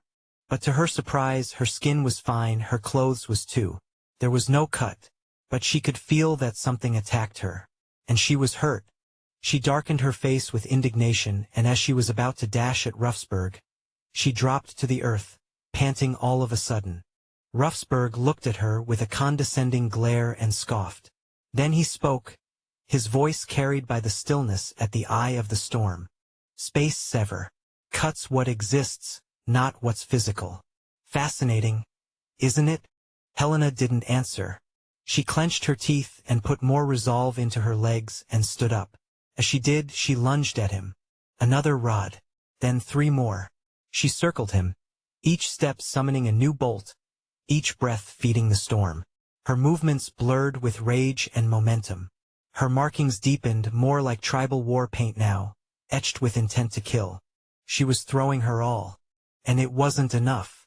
Each time, Ruffsburg bent space around her weapons. They ricocheted off invisible barriers or looped absurdly back around to strike empty air. Sometimes they reappeared midair, inverted. She narrowly avoided her own attacks more than once. At one point, she struck the ground to conjure a burst of raw darkness that clawed upward like a devil's maw. Ruffsburg responded by folding space into a cone, crushing the darkness into a compressed ball, then snapped, detonating it harmlessly into mist. Helena was already behind him, thrusting a rod at his back. But it met his palm. You're skilled, feral even, but you're not a tactician. He clenched his hand. The rod shattered into splinters of black lightning. I'm a bit disappointed. Did all you learn from that place is strength and never how to put it to proper use? She didn't retreat. She snarled, and from her chest burst a concentrated scream of power. A pulse wave tore the crater further open, erupting into multiple black spears that didn't fly. They dove, like predators from the clouds. Ruffsburg tilted his head. He touched the space between them and time slowed. The rain curved in mid-air. Thunder paused. The world stuttered. Chapter 10-12. Aster's Betrayal. A dark scowl twisted Northern's face, his eyes trembling with disbelief. Aster! It was indeed Aster, just as his eyes witnessed. Annette reacted swiftly, snapping her head back and seizing the hand before it could drive the stiletto into her eyes. She wasted no time and thrust her head forward, smashing into her attacker's skull. However, it was her own head that snapped back, blood streaming from her nose. The boy yanked his hand free and plunged the stiletto downward toward her throat. But Vida had already positioned herself behind him. She tensed her muscles, causing the sculpted contours on her arms to become rigid. Her fist connected with Aster's side. Immediately, a white needle-like light threaded outward in sharp symmetry, followed by rings of shockwaves that rippled like water when a stone drops into it. The shockwave moved faster than thought, exploding through the air before vanishing. Aster didn't fly away, but the ground around them shattered into pieces from the webbed cracks embedded by the shockwave of Vida's attack. The assault was so devastating that Northern froze for a moment. No doubt about it, the young lady had channeled all her frustration from the beginning of the battle until now into that single blow. Aster staggered, blood pouring from his mouth. Even though he had taken such a hit on his bare body, he somehow remained standing. Northern didn't think the Aster he knew at least was that resilient. Aster coughed more blood, steadying himself. He grinned as he found his balance, grinning at the girl who stood with a bewildered expression. Ha! Vida was stunned by the minimal damage her punch had inflicted. With the strength she had poured into that attack, she expected his agony to last much longer. Aside from the fact that he had somehow absorbed all the force of the impact, the effect of the pain didn't seem to last longer than 1 second. Vida knew her blows, they hurt. So what was happening? Aster shifted his gaze from her and instead looked at Northern. Annette was clutching her nose, standing and watching with a deep scowl on her face. Aster smiled. Rian, personally, for me, this is an honor. Northern's brows knitted together. What are you doing? Aster slowly tore his dirted uniform from his body. What am I doing? Isn't it obvious? I want to kill your friends. It will be a real hassle if they begin to drive a hole into our plans because of your orders. Beneath Aster's clothes, his body began to transform. His bones seemed to be breaking apart and restructuring, the movement visible beneath his pale skin. His height increased visibly, and his muscles thickened. Northern tilted his head and gritted his teeth in disappointment. Shit, I didn't see that one coming. Long pointed ears, tall pale physique, sharp green eyes, and wet ashen hair that fell roughly around his forehead. Moreover, a silver liquid was flowing over his body, solidifying as it spread.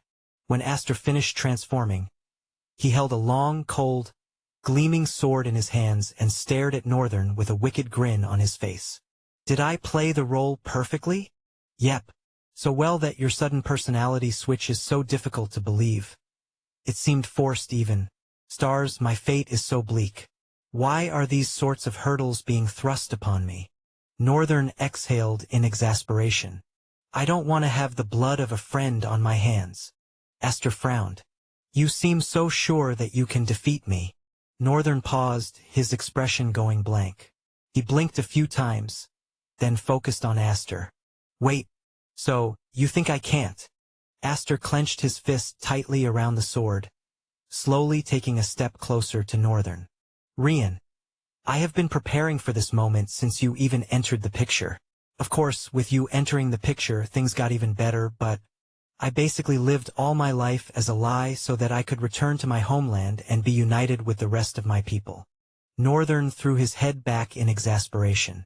All right, you must be the one who leaked all my info, my secrets.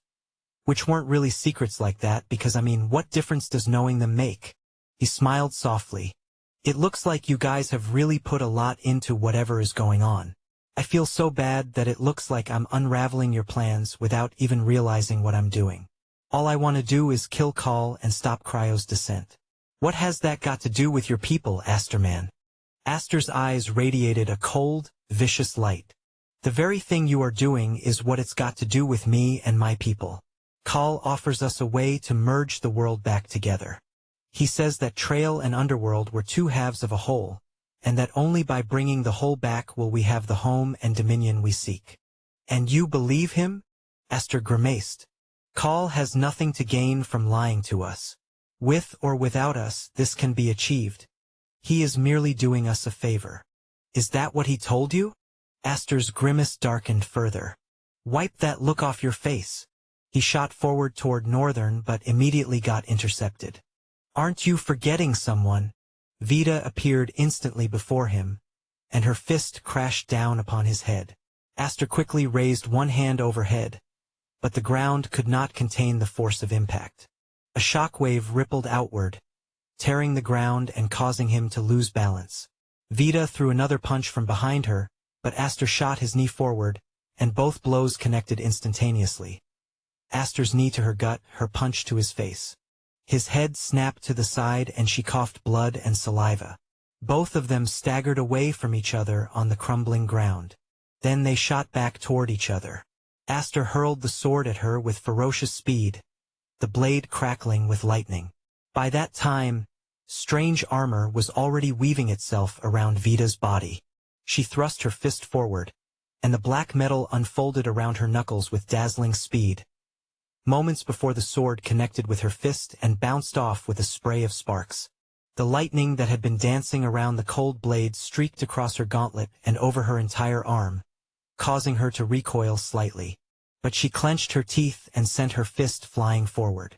Aster's blade and her fist connected, and from both sides, lightning bombarded against each other with a mighty force that roared. Chapter 10:13. The Hunter's Fury. Helena's breath caught. She couldn't move. Her legs obeyed. Her arms obeyed. But everything else in the world resisted. She blinked, and Ruffsberg materialized right before her, hand extended. Before her eyes could register the speed, she was struck. Her body spun violently midair, skidding across dirt and rock, crashing through a monolithic black tree that hadn't been their seconds before. Her vision swam. She wiped blood from her nose, then rose again, trembling. You are a bender. Ruffsberg grinned. Space bender? Alright, there are the elementalists, then the benders. A measly classification humanity used to define the kinds of talent that exist. He shrugged with his bare shoulders. Yes, I am. But this is beyond bending space, Helena. If you are going to touch me, you will need to come at me with more resolve than that. Helena glared at him. She growled ferociously and launched herself once more. Black thunder cracked behind her. It formed into a longbow this time, fashioned from condensed storm and grief. She fired a single bolt of lightning, aimed not at him, but at the storm above. It ruptured and darkness fell. And from the sky descended Helena. Multiplied. 12 copies of her fell at once, screaming, twirling with rods, each one infused with blood, hatred, and will. One of them was real. 11 were death feints. Ruffsberg glanced upward, unamused. Spatial collapse. The air around him buckled. All 12 Helenas folded inward, imploded into a point. Then silence fell on the atmosphere. Barely a second later, the wind screamed. Helena reappeared from below, eyes wild, face bloodied, rod in one hand, the other hand casting marks that seemed written in anguish itself. Her body blurred, not because of speed, but because she wasn't entirely present anymore. She had fed herself to the storm. It was almost like a pseudo-transformation of sorts. Because since she was not a paragon, she was not truly capable of essence manifestation. But Helena's talent allowed her to manipulate the storm. If the storm was willful, then it was possible to bond with it. If it was not willful, it was possible to control it even better. Her talent ability, Wild Form Awakening, granted her the leeway to merge with essence of the wild. The storm was a perfect example of essence of the wild. The entire surroundings seemed to be drenched in her presence as she vanished from the naked eye, disappearing into the storm. Even Ruffsberg's eyes narrowed slightly. Helena whispered, "I will feed you to the storm next." With a roar, she unleashed her final attack. Dozens of rods. Screaming wind. Cracking lightning. Every breath in her body was thrown into war. Each rod collided with his air shields and spatial folds. But this time, she didn't stop. She leapt forward. No evasion. No tactics. Just fury. Even as her attacks warped or failed, even as she was stabbed by her own redirected rods, she kept going. Ruffsberg blocked one blow, and for a moment faltered. A sliver of darkness pierced his shoulder. He looked down. Helena was staring up at him, laughing, blood streaming down her cheeks like war paint. Finally, you bled. Ruffsberg's face turned cold. Space bent, and Helena was suddenly flung out of the space and across the battlefield like a ragdoll. She hit a stone, then another, then a cliff. Her bones screamed. Her body refused to move. He stepped through folded space, traversing great distances in a step and appearing beside her. His boot pressed against her throat. You did well, but space is infinite, and you're just wild. Helena choked. Darkness began bleeding from her mouth. Her vision flickered, and then, from afar, lightning split the sky again. Immediately the storm scattered. Northern, who was watching Aster and Vita's fight, paused for a moment and turned around. He watched as something streaked across the distance, hitting and crushing stone before landing on a cliff and crushing it too. None of them in that instance were in the eye of the storm anymore. At that point he knew it was time to step in. He had missed the battle for the most part, but it wasn't like he was expecting Helena to win. An ascendant against a paragon was impossible. And Ruffsberg was a luminary. If she managed to make him bleed, then it would mean I underestimated her greatly. He turned and then extended his hand outward. At once the sky trembled and a massive whip of lightning streaked into his hand. It was not vanishing. The lightning danced in his hand, peeling away his skin, but the skin was healing itself at a rapid pace. Aster, who had been fighting with lightning sparks dancing around his sword, couldn't help but freeze for a moment. He owned the lightning talent and had trained in it since he was born. He knew everything that lightning could do, but he had never in his life realized that a man, a mortal man, could hold the lightning that connected from the sky to the ground, could hold it right in the middle. Northern looked like he was a star incarnate, wielding nature as a weapon. It made his heart tremble with primal fear, such that he forgot in a moment that he was in battle. Luckily for him, he wasn't the only one that forgot. His opponent had the same reaction. She had been watching Northern for much longer, silently competing against him. One thing that this academy battle had helped her realize with stark clarity was that she was foolish and too ambitious.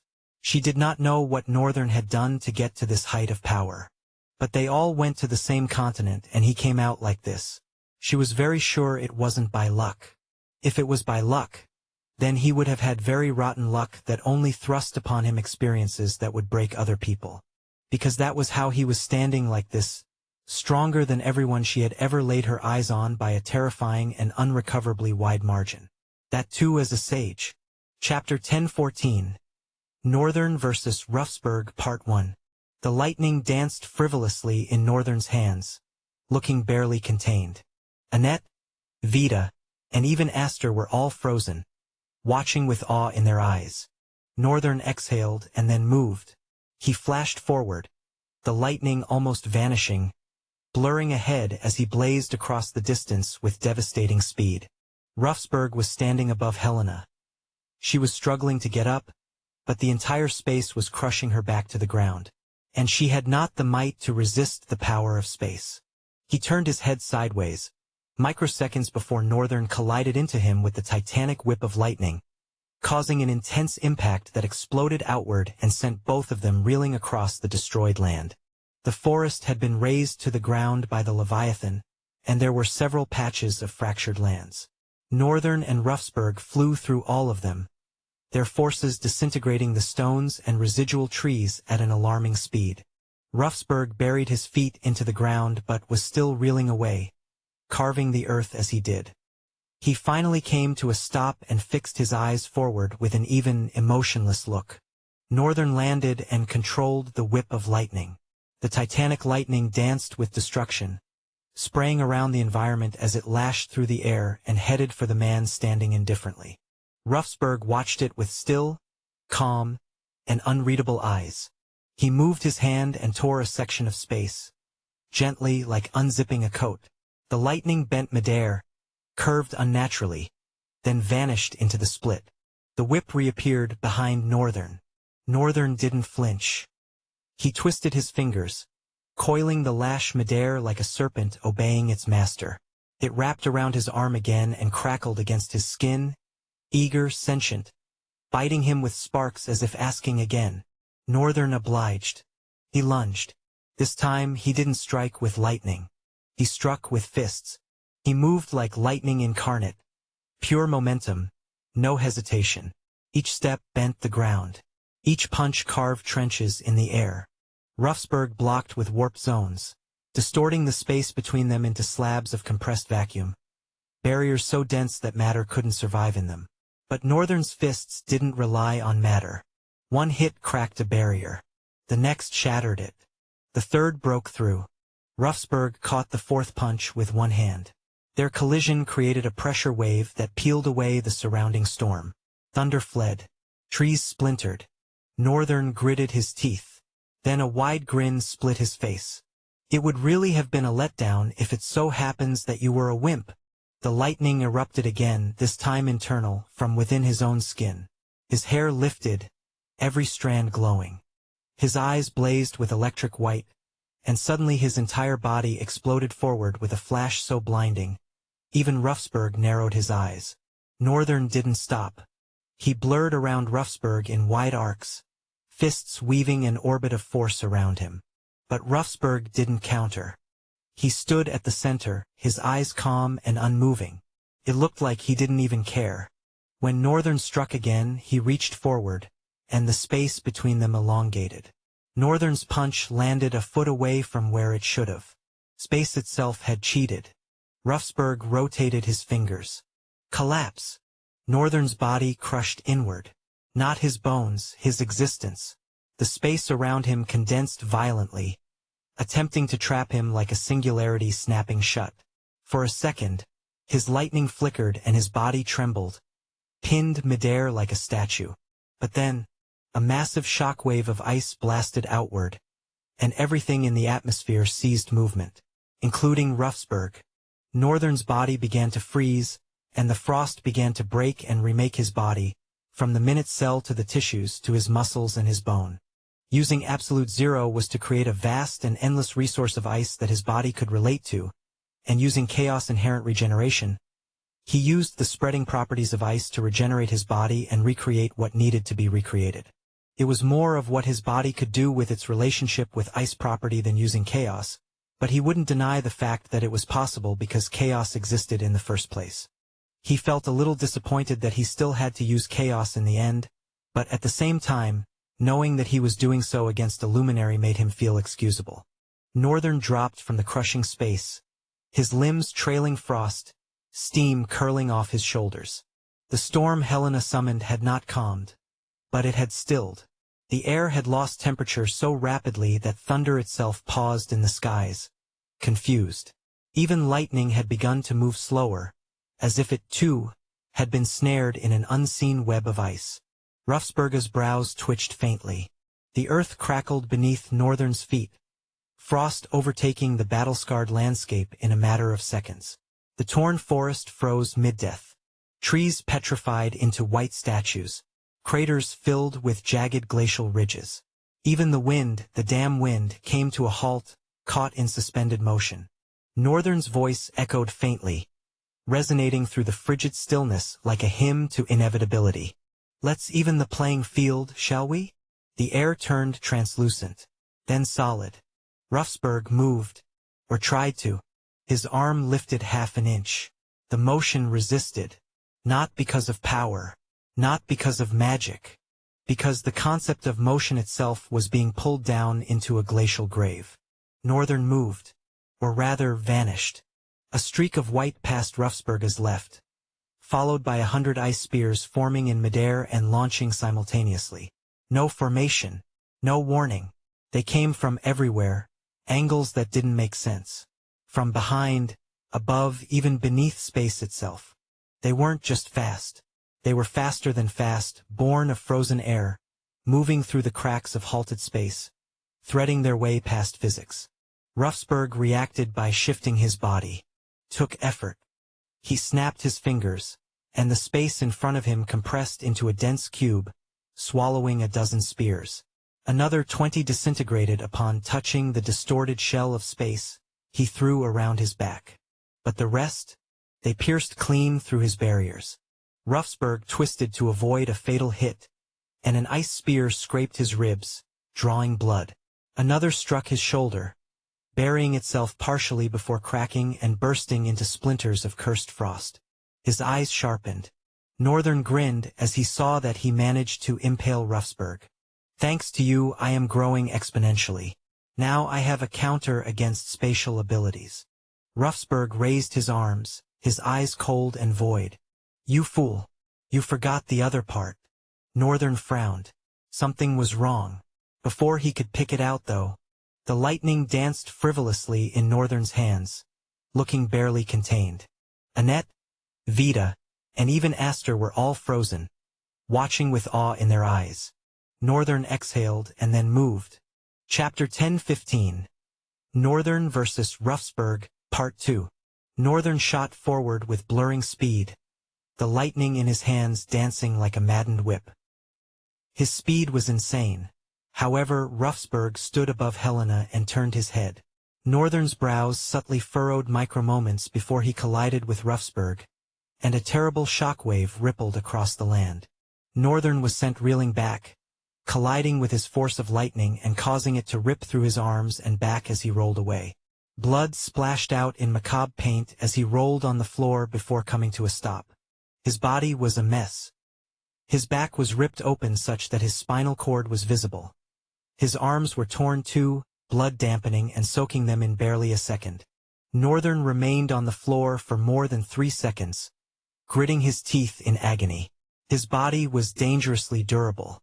The only thing that could have pierced and damaged him so brutally had to be his own attack.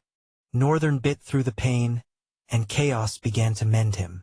First, the muscle fibers of his back flowed and merged together, eventually covering his spinal cord before skin sealed over it. The Night Terror armor was terribly split, jagged metal shards gaping as if a mighty hand had ripped it apart. Northern slowly stood and examined the armor on his body. Night Terror armor was in a pitiful state yet still managing to hold together. He gently grazed the edges of the metal split with his fingers, feeling a sharp pain in his heart, a terrible and uncontrollable ache of loss. It was difficult to explain, but his heart ached. He and the armor had come from way back.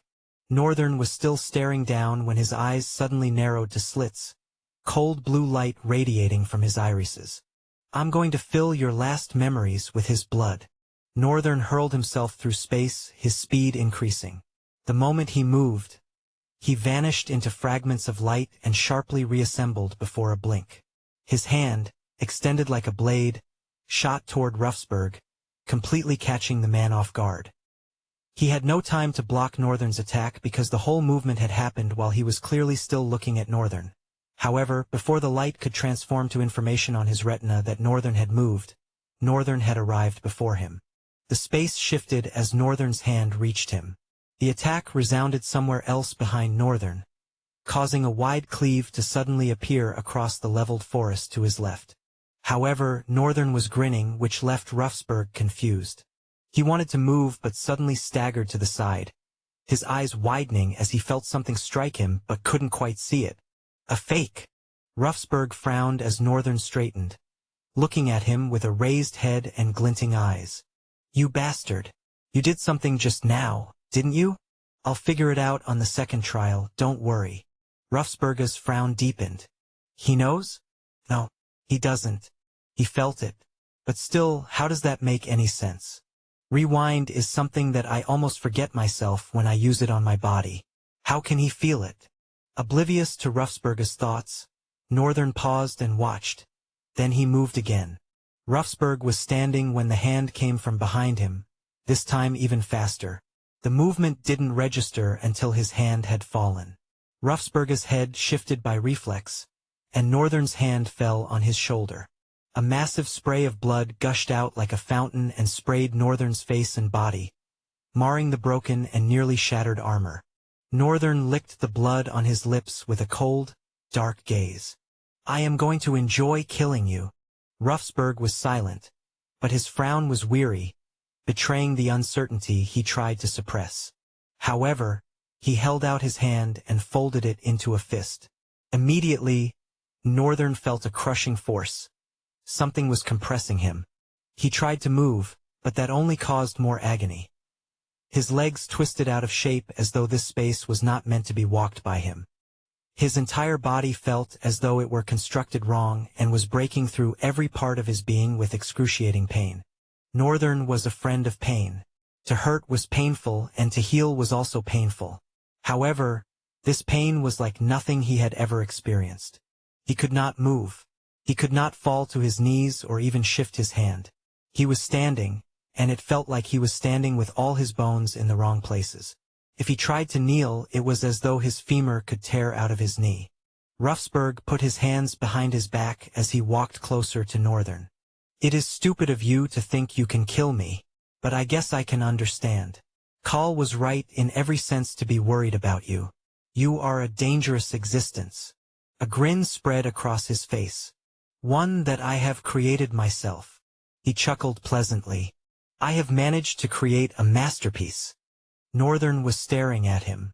His glare shot like daggers that could stab Ruffsberg multiple times until he was lying in his own pool of blood. He then gritted his teeth. His teeth felt inverted, like he was biting his own self, and so trying to grit them was a pain that seemed to ring through his head with madness. But still he was trying to do it. Ruffsberg sighed. "That is a stupid thing to do.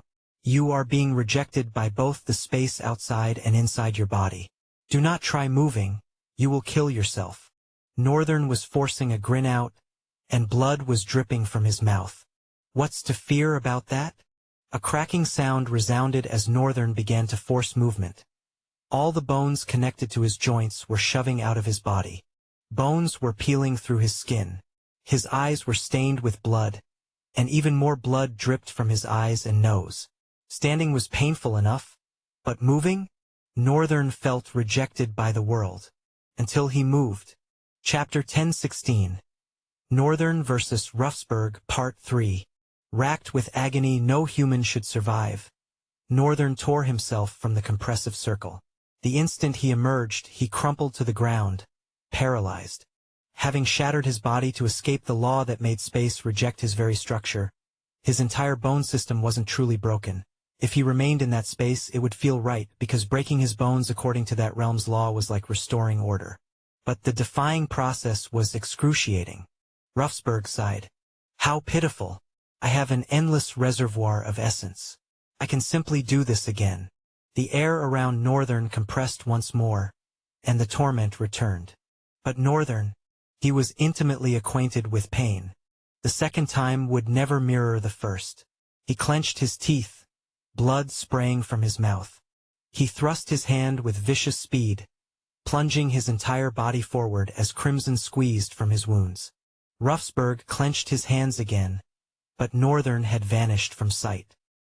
He frowned instantly, whipping his head around to search for him, only to sense something elusive.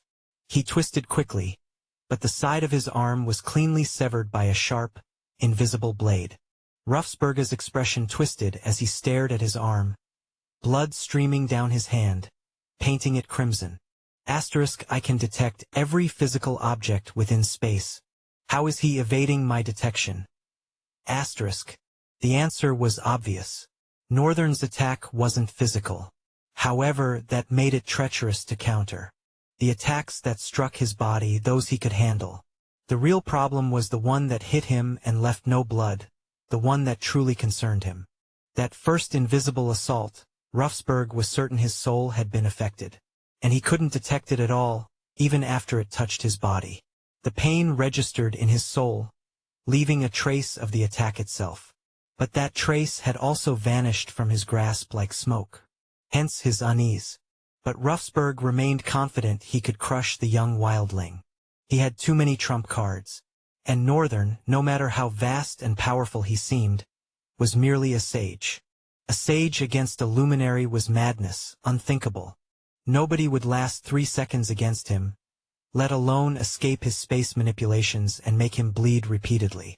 Considering this, Ruffsberg chuckled softly. I must say you are formidable. A sage, and yet. Ruffsberg glanced at his shoulders, already healed. He sighed. You are truly astounding. But young and foolish. He prowled forward. Boy, why don't we collaborate? I have glimpsed the truth of a luminary and how it paves the path to become a zenith. And perhaps, I may have discovered what lies beyond a zenith. Are you not curious?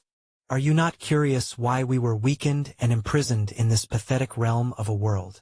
Fragments of light coalesced to reform Northern. His brows furrowed. What do you mean?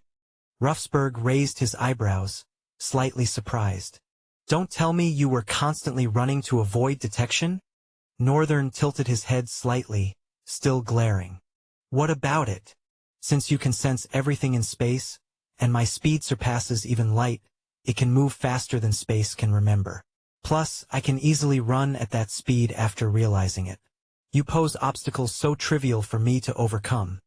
It's why I must implore you to devise something far more challenging. Ruffsberg paused, staring blankly for a moment before erupting in booming laughter that seemed to soar into the atmosphere, spreading echoes far and wide. Northern stared with a disgusted expression. The roar of laughter eventually receded, and Ruffsberg's thick, sharp voice rang out. I'm beyond impressed. I'm speechless. Kahl was utterly baffled by you. Now I see why. And to make things worse, he can't kill you. Ruffsberg suddenly squinted.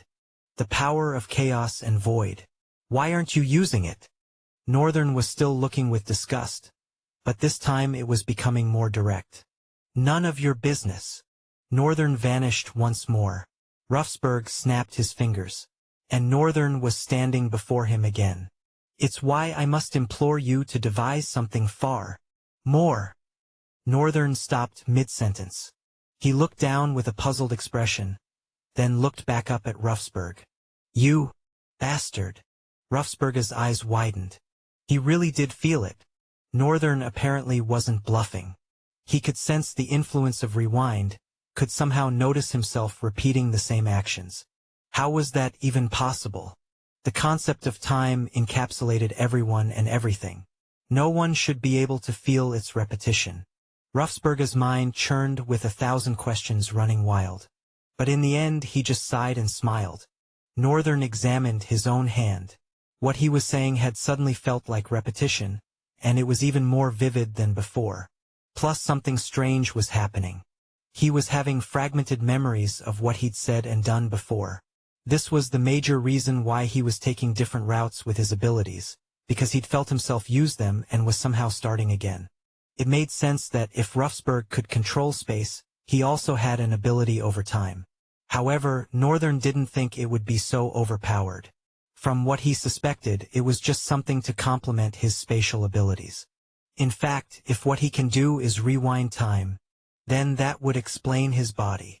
There was no other explanation, but Northern seemed to fundamentally understand why he was a young boy and almost 2 years later a grown man in his early 30s.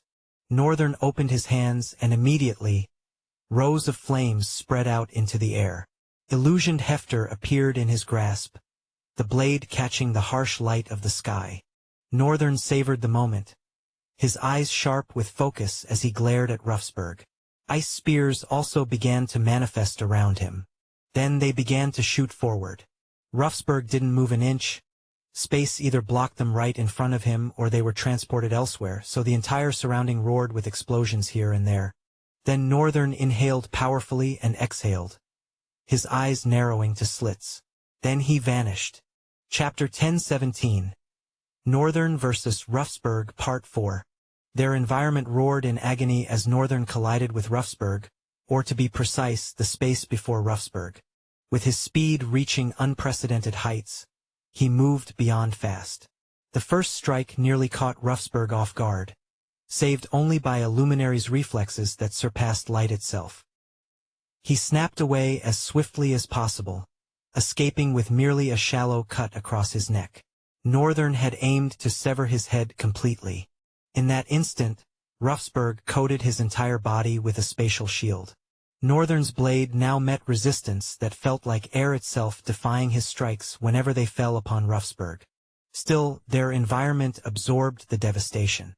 The ground convulsed with each falling blade, and the two warriors raced with such lethal velocity that earthquakes rippled through the earth, carving deep grooves as they moved. Ruffsburg had no need to dodge Northern's attacks. His shield protected him perfectly. However, desperation to shatter Northern consumed him. As they blazed across the battlefield with blurring speed, fire and ice spears bombarded him from every direction. He hurled his own assaults, space warped and detonated around Northern, yet none found their mark. With void force brutally nullified by Ruffsburg, Northern's senses sharpened to razor-edge alertness. His spatial awareness operated at unprecedented levels while his brain strained to match the torrential flow of processing. Especially since his speed had transcended all previous limits. His mind should have shattered under the crushing velocity his body achieved. Though his form moved faster than light, his processing speed still lagged behind. Thus, Northern's brain worked in overdrive, adapting at a fevered pace. Omniform frantically reconstructed his cognitive architecture to perfectly synchronize with his speed. Consequently, Northern's thought processes accelerated with each movement. The attacks Ruffsburg had effortlessly blocked now became genuinely menacing. Ruffsburg felt the space around him quiver under the crushing weight of each strike. Initially, Northern's movements held no wasted motion, clean, razor-sharp, and devastatingly direct. Pinpoint precision with lethal efficiency. However, they grew increasingly perilous as time elapsed. Their synchronization with the surrounding bombardment became deeply troubling. Northern exploited the flames masterfully. Just as they collided with the spatial barrier, he deliberately hammered down with crushing force, nearly buckling the shield entirely. His manipulation of residual flames proved intensely skillful. Explosions would erupt and flames would spiral upward, forming blazing tornadoes that consumed everything momentarily. In those fleeting moments, Northern would unleash devastating combinations, his blade weaving through air with cold, malevolent purpose. Each arc left pale streaks of light trailing in its wake. His movements became impossible to predict. Ruffsburg couldn't even track them anymore. He could only anticipate and stage preemptive strikes. Even that strategy crumbled. Northern evolved rapidly, even after bringing his sword from the most unconventional angle. With Ruffsburg launching forward with a spatial bomb, Northern's blade was already slicing toward Ruffsburg's throat again, vibrating with such intensity that chills raced across Ruffsburg's skin. Northern accelerated relentlessly, and Ruffsburg found no counter to this escalating menace. His speed posed a monumental challenge already, but became infinitely more dangerous and maddening as it continued surging. At some point, Ruffsburg's frown deepened, questioning, how? The velocity Northern achieved was staggering. It was insane. For someone at his level, a terrifying accomplishment. It almost convinced Ruffsburg that Northern possessed a speed-based talent. However, the ice and fire attacks proved otherwise, so he suspected Northern could replicate talents. Plus, he vaguely recalled the peculiar circumstances surrounding his evaluation. As they clashed like titans in a vast ocean, Ruffsburg smiled. Northern grimaced as he drove another strike downward, but it only streaked through empty air. What amuses you? He seized an ice javelin. It was already upon Ruffsburg's eyes before his sword completed its descent. A massive shockwave erupted outward, followed by white mist from shattered ice that shrouded them both. The battlefield had suffered more scars and wounds than both combatants combined since the battle began. Grooves of countless varieties carved deep into the ground, craters, fractured earth. The leveled forest existed in a pitiful state, looking wretched and stripped bare. Neither warrior seemed to care. It's refreshing to face such combat. Makes me want to unleash everything. Northern frowned. I welcome that notion, because it's only a matter of time before I pierce this shield of yours. Northern dissolved into fragments of light that reassembled while Ruffsberg still watched. He crouched behind and lunged forward with an attack from below, both hands gripping the frigid blade. The blade streaked through air in a blur. Its tip touched the spatial shield, causing white and black sparks to erupt. Space folded like cloth at that moment, light pouring out like blood before the blade streaked away. Ruffsberg staggered forward, turning from Northern, a movement that only began after the blade had already passed. Northern was insanely fast, and Ruffsberg was utterly helpless before his velocity. Now, to make matters worse, Northern was threatening the integrity of his spatial shield. He would slice through space? Ruffsberg frowned as he studied Northern, who remained locked in focus, his gaze inhuman, the light radiating from his eyes chilling. That makes no sense. Northern turned toward him directly, gripping his sword with both hands. His gaze seemed distant, yet he remained present, just entranced. Northern's movements had never been haphazard, especially since he'd been unlearning the chaos art and filling those gaps with something else. First, he was learning to use formlessness as the foundation of his battle art. He wanted to create a floor of vast, endless ocean. This would become his footwork. Upon this foundation, he would build with multiple sword styles. In essence, he was constructing a battle art that could never reach the climax of its prowess. Even as he built upon it, the styles would sink into formlessness, making his foundation and footwork richer and wider. The more he built, the broader his foundations became. It would appear as though he never left the foundation of his battle art, while his foundation would surpass the climax of some paragon's battle arts. Forming the foundation proved rather simple, because formlessness happened to be the very essence of Northern's soul, a concept he had subconsciously mastered. And fortunately, Omniform was growing more active since he'd tasted what it could accomplish. Unlearning chaos art was simultaneously difficult and easy. Most of its essence also explored formlessness, but in a catastrophic manner. It was easy because formlessness existed within it. It was difficult because that formlessness was destructive. Chaos proved a treacherous thing to unlearn. Still, Northern had traveled far in such brief time. Formlessness was becoming the foundation, but for the work to reach completion, he must successfully infuse the sword style he knew best.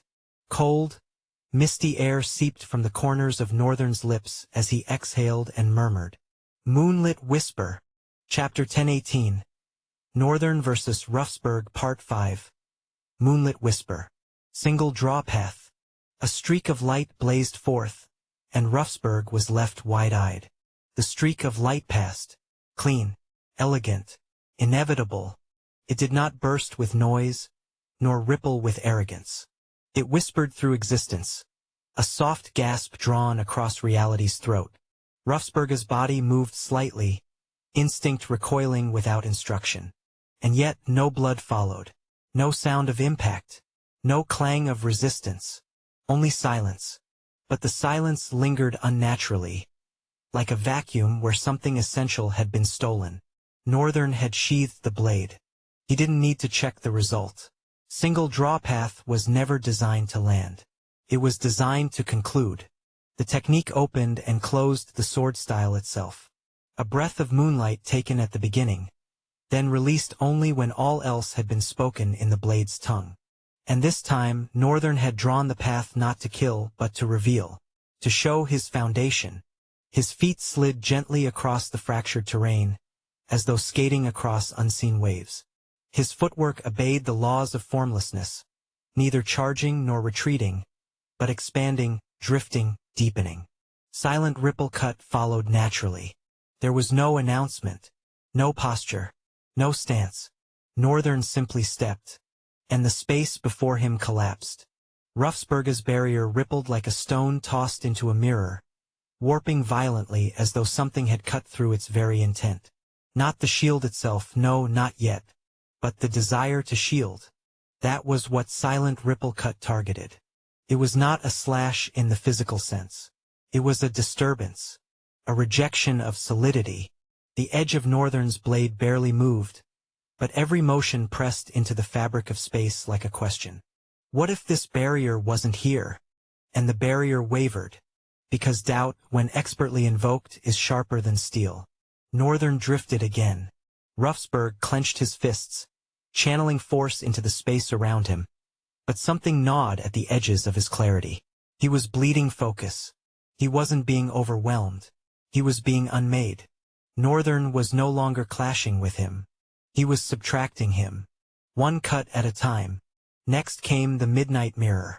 This technique had no form, no structure.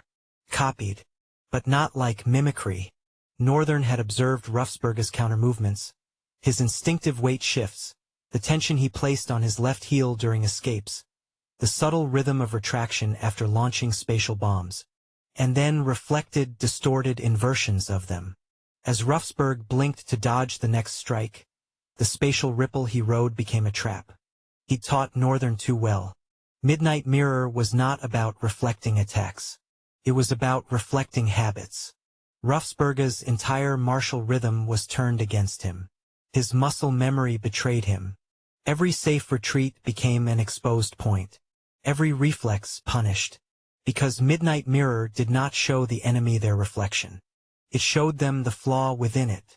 Northern's strikes now resembled nothing. They carried no signature. They flowed across his ocean of footwork, rising and falling like waves under moonlight. And as each wave crested, another technique bled forth. The final pillar. Scholar's reversal. The last technique of the moonlit style. Northern had watched Byron display all three over 1,000 times. And he had, with precise devotion, memorized each motion like a poem etched into his muscles. However, he had never been able to achieve that seamless flow that Byron often explained came with using them as one, not as three. But now he understood. He understood perfectly. Northern felt an epiphany, and something strange occurred to him. It was strange, but he wanted to break the very essence of Moonlight Whisper into formlessness. Invert it. He unsheathed its movements not as they were meant to be, but in reverse. Guard before offense. Recovery before strike. Vulnerability before intent. A paradoxical rhythm, impossible to read. And it worked, because Scholar's reversal was no longer a technique. It was a philosophy, one that stated, even knowledge can be undone. Ruffsburg stumbled. His defense frayed with every interaction. His perception struggled to match Northern's accelerating evolution. Northern was no longer a man wielding a sword. He was a convergence of philosophies layered atop a boundless foundation.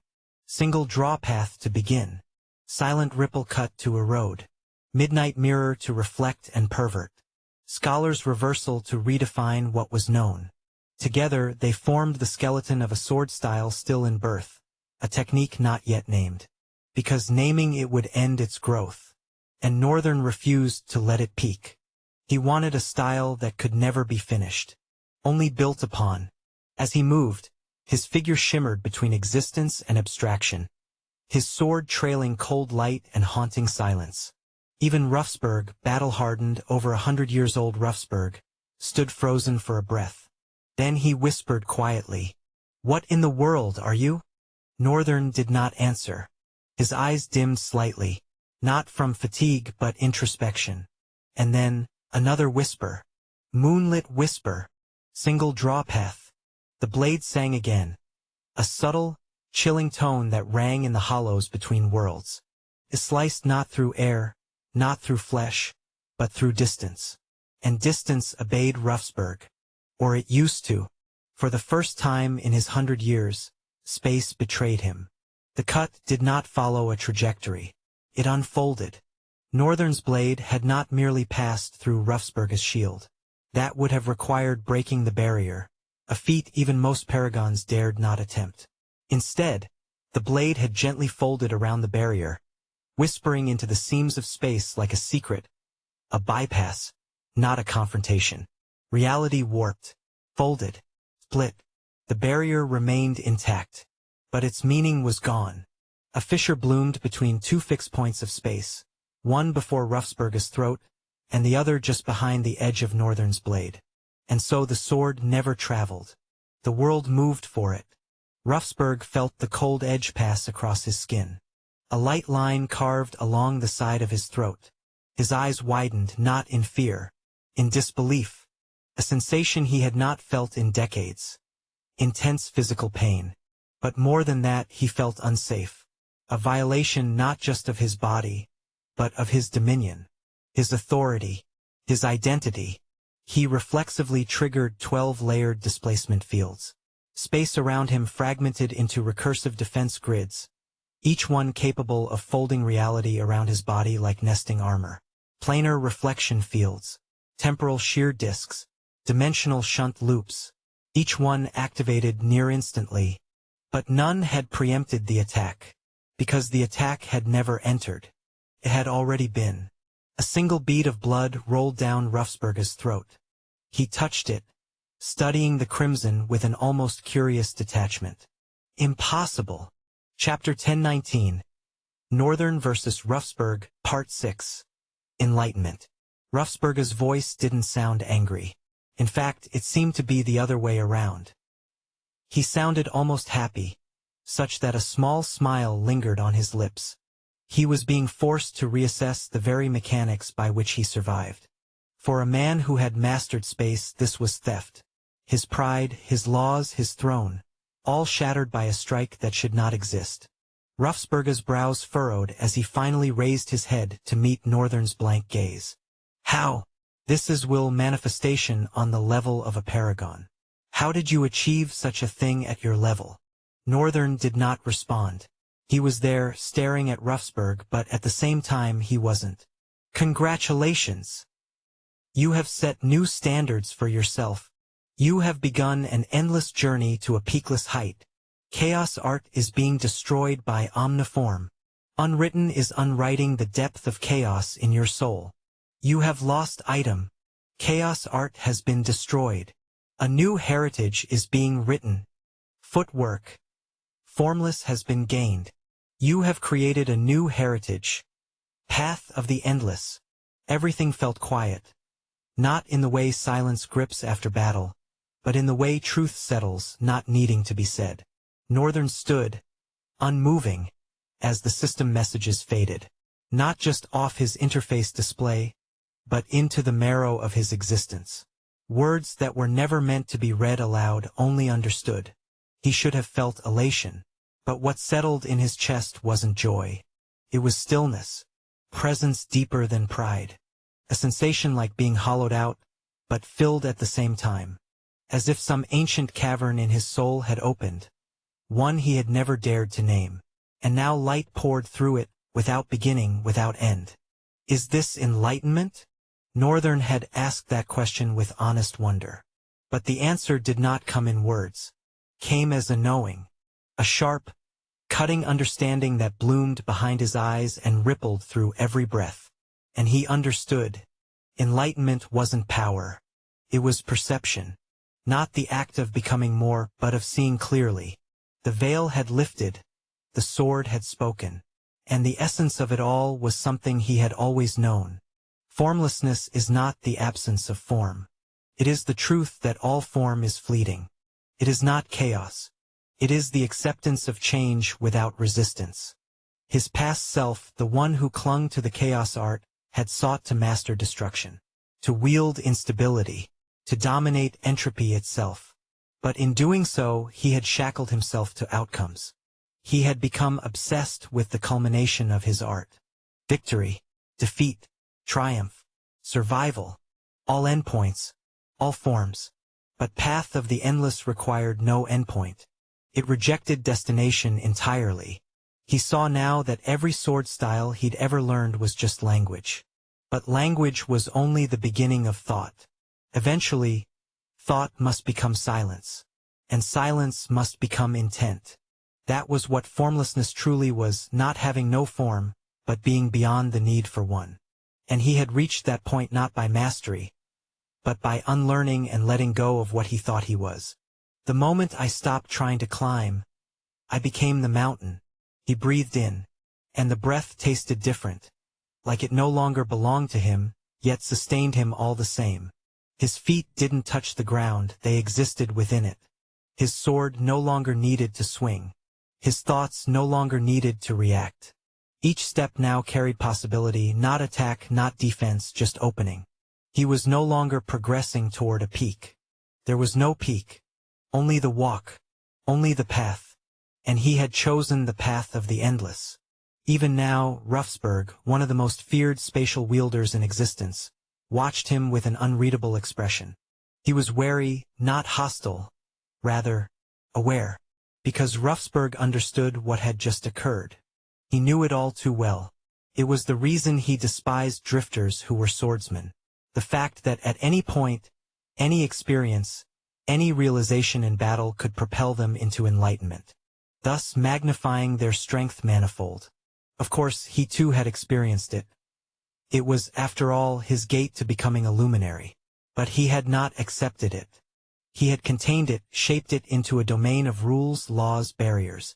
This was one of the many reasons that Ruffsberg believed he was very different from many people who were like him, why he was very different from even his own master, Milwa. And also very different from Northern, who had let himself be consumed by enlightenment. Ruffsberg held a completely different and strange worldview when it came to matters like this. He was voracious in nature, especially for good virtues, and his desire for good things knew no bounds. Yet his greatest fear through them all had been being controlled. Being controlled by his greed. Being controlled by his desires. Being controlled by rules, by laws, and by even his own strength. He loathed being controlled. He despised controlling also. He just preferred the necessity and flow of existence. But he understood that for that to happen, he needed to be immensely strong. And so he had struggled all his life to grasp knowledge beyond reasoning. It was what had caused him to stumble upon spell arts. Of course, spell art had started with Milwa, but since Ruffsberg never accepted Milwa's heritage, he never got it. Instead, he carved his own. Spell arts was how he became a renowned drifter, was how he carved his path of strength. Spell art was what made people mistake him for a drifter with a spatial talent. And it had been mighty to this magnitude because he did not let the enlightenment shape him. He shaped them instead. And he contained them within himself. He looked at Northern with a slightly raised chin. A slow beat of breath passed. Your growth is going to be your undoing if you keep going like that. Ruffsberg opened his hand, manifesting a large tome that floated before him, its pages flipping open. All right then, boy. Let me show you enlightenment. However, the space around them rippled, causing both of them to raise their heads with a subtle frown. Then something fell right between them and devastated the entire land, casting a shockwave and rolling debris and dust. Chapter 1020. Northern vs. Ruffsberg Part 7. Raven's Return. The entire ground shook violently. Northern stood through the force of the shockwave, undeterred. While Ruffsberg was shielded by space itself, the debris and dust separated, fled from him. Slowly the dust began to settle, and Northern could pierce it with his eyes. In fact, the moment the person landed, a dark frown settled on his forehead. At the same time, his heart was leaping, black lustrous hair fluttered in the wind, sinister black armor that seemed to embrace smoky darkness as a cloak, and a pale, expressionless stare with crimson eyes that was utterly unreadable. The most unreadable of them all. And two long, macabre swords in her hands. Northern's eyes were radiating an eerie coldness. Evil and dangerous. Raven. She turned to look at Northern. Then she smiled. Northern felt his heartbeat quicken. He frowned at both the racing heartbeat and the smile. What? Why is she smiling? That evil being. The darkness that served as her cloak solidified, extending into one enormously long black wing towards her right side, before it completely vanished in a spray of feathers. She slowly walked closer to Northern, her sinister and sleek armor perfectly emphasizing her gorgeous curves. She stopped before him and looked up at his face. You've changed. Most certainly, bitch. Northern's voice was calm. So have you. Raven winced slightly, looking at herself. Have I? Northern furrowed his brows. Why are you here? In the Central Plains? I thought you were imprisoned. Raven chuckled lightly. It is a long story, but as for why I am here, I came here for you, Terence. is missing. Northern looked at her indifferently, then averted his gaze, shifting toward the direction where Ruffsburg stood. I am sure you are more than capable of finding her, instead of wasting your time finding me. Raven shook her head. You don't understand. He glanced at her with a dark frown as she continued. The only reason why she is missing is because Ull took her. At that moment, Northern's expression changed. What? Not just that, but the entire Central Plains, both here and Stelia, is about to brace for an impact of destruction that would reshape the continent for decades. That was the last vision she saw before Ull took her away. Raven looked down and trembled slightly. Northern's eyes widened a little. He had never seen her so shaken. She lowered her head, trembling more, not saying anything for a while. Then her voice crawled out, shakily. I don't know. I don't know what to do. I'm helpless. I have no one to rely on. Terrence is gone and I don't even have the right to seek your help. This feels helpless, shameless, and selfish of me. But please, I need to find Terrence. Northern did not know how to feel anymore. The way her voice trembled, and how she was sounding. She was definitely crying. Raven is crying? Almost. He almost felt like pointing his sword to her neck and asking, Who are you? The Raven I know will never cry. Yet this sounded and felt very much like the Raven he knew. Of course, her tears didn't mean she received a pardon. But Northern could very much understand one little thing from her despair. She's human, and she cares about her friends. Terrence, at least. So he didn't need to be a bastard to her. At least not now. He exhaled and touched her shoulder gently. We will find Terrence. I can't make any promises, but I do have a thing or two to settle with Ull. Ruffsburg's chuckle entered his ears as he ended his statement. The man was already standing in front of him. Raven raised her head and scowled, while Ruffsburg looked at her with an intrigued smile on his face. I remember you. One of the exceptional students I had high hopes for. The Kageyama girl. You survived too. Her frown darkened, and she glanced at Northern. He nodded. Yup. Ruffsburg. Raven clenched her fists tightly on her swords and, with sudden ferocity, pushed one leg forward, unleashing tides of darkness strikes that whirled and rolled forward with intense fury. Ruffsburg, though, had vanished from the space, standing behind her and gently tapping her shoulder. You are aiming at the wrong place, young Paragon. Northern was not surprised when Ruffsburg said it. He could see it as clearly as he could. Raven had become a paragon, which was incredibly outstanding. What more did he expect from Raven? She was always exceptionally gifted. But from her movement just now, she was miles away from landing a hit on Ruffsburg, which wasn't too difficult for him. He raised a hand, and suddenly Ruffsburg scowled and vanished away from both of them.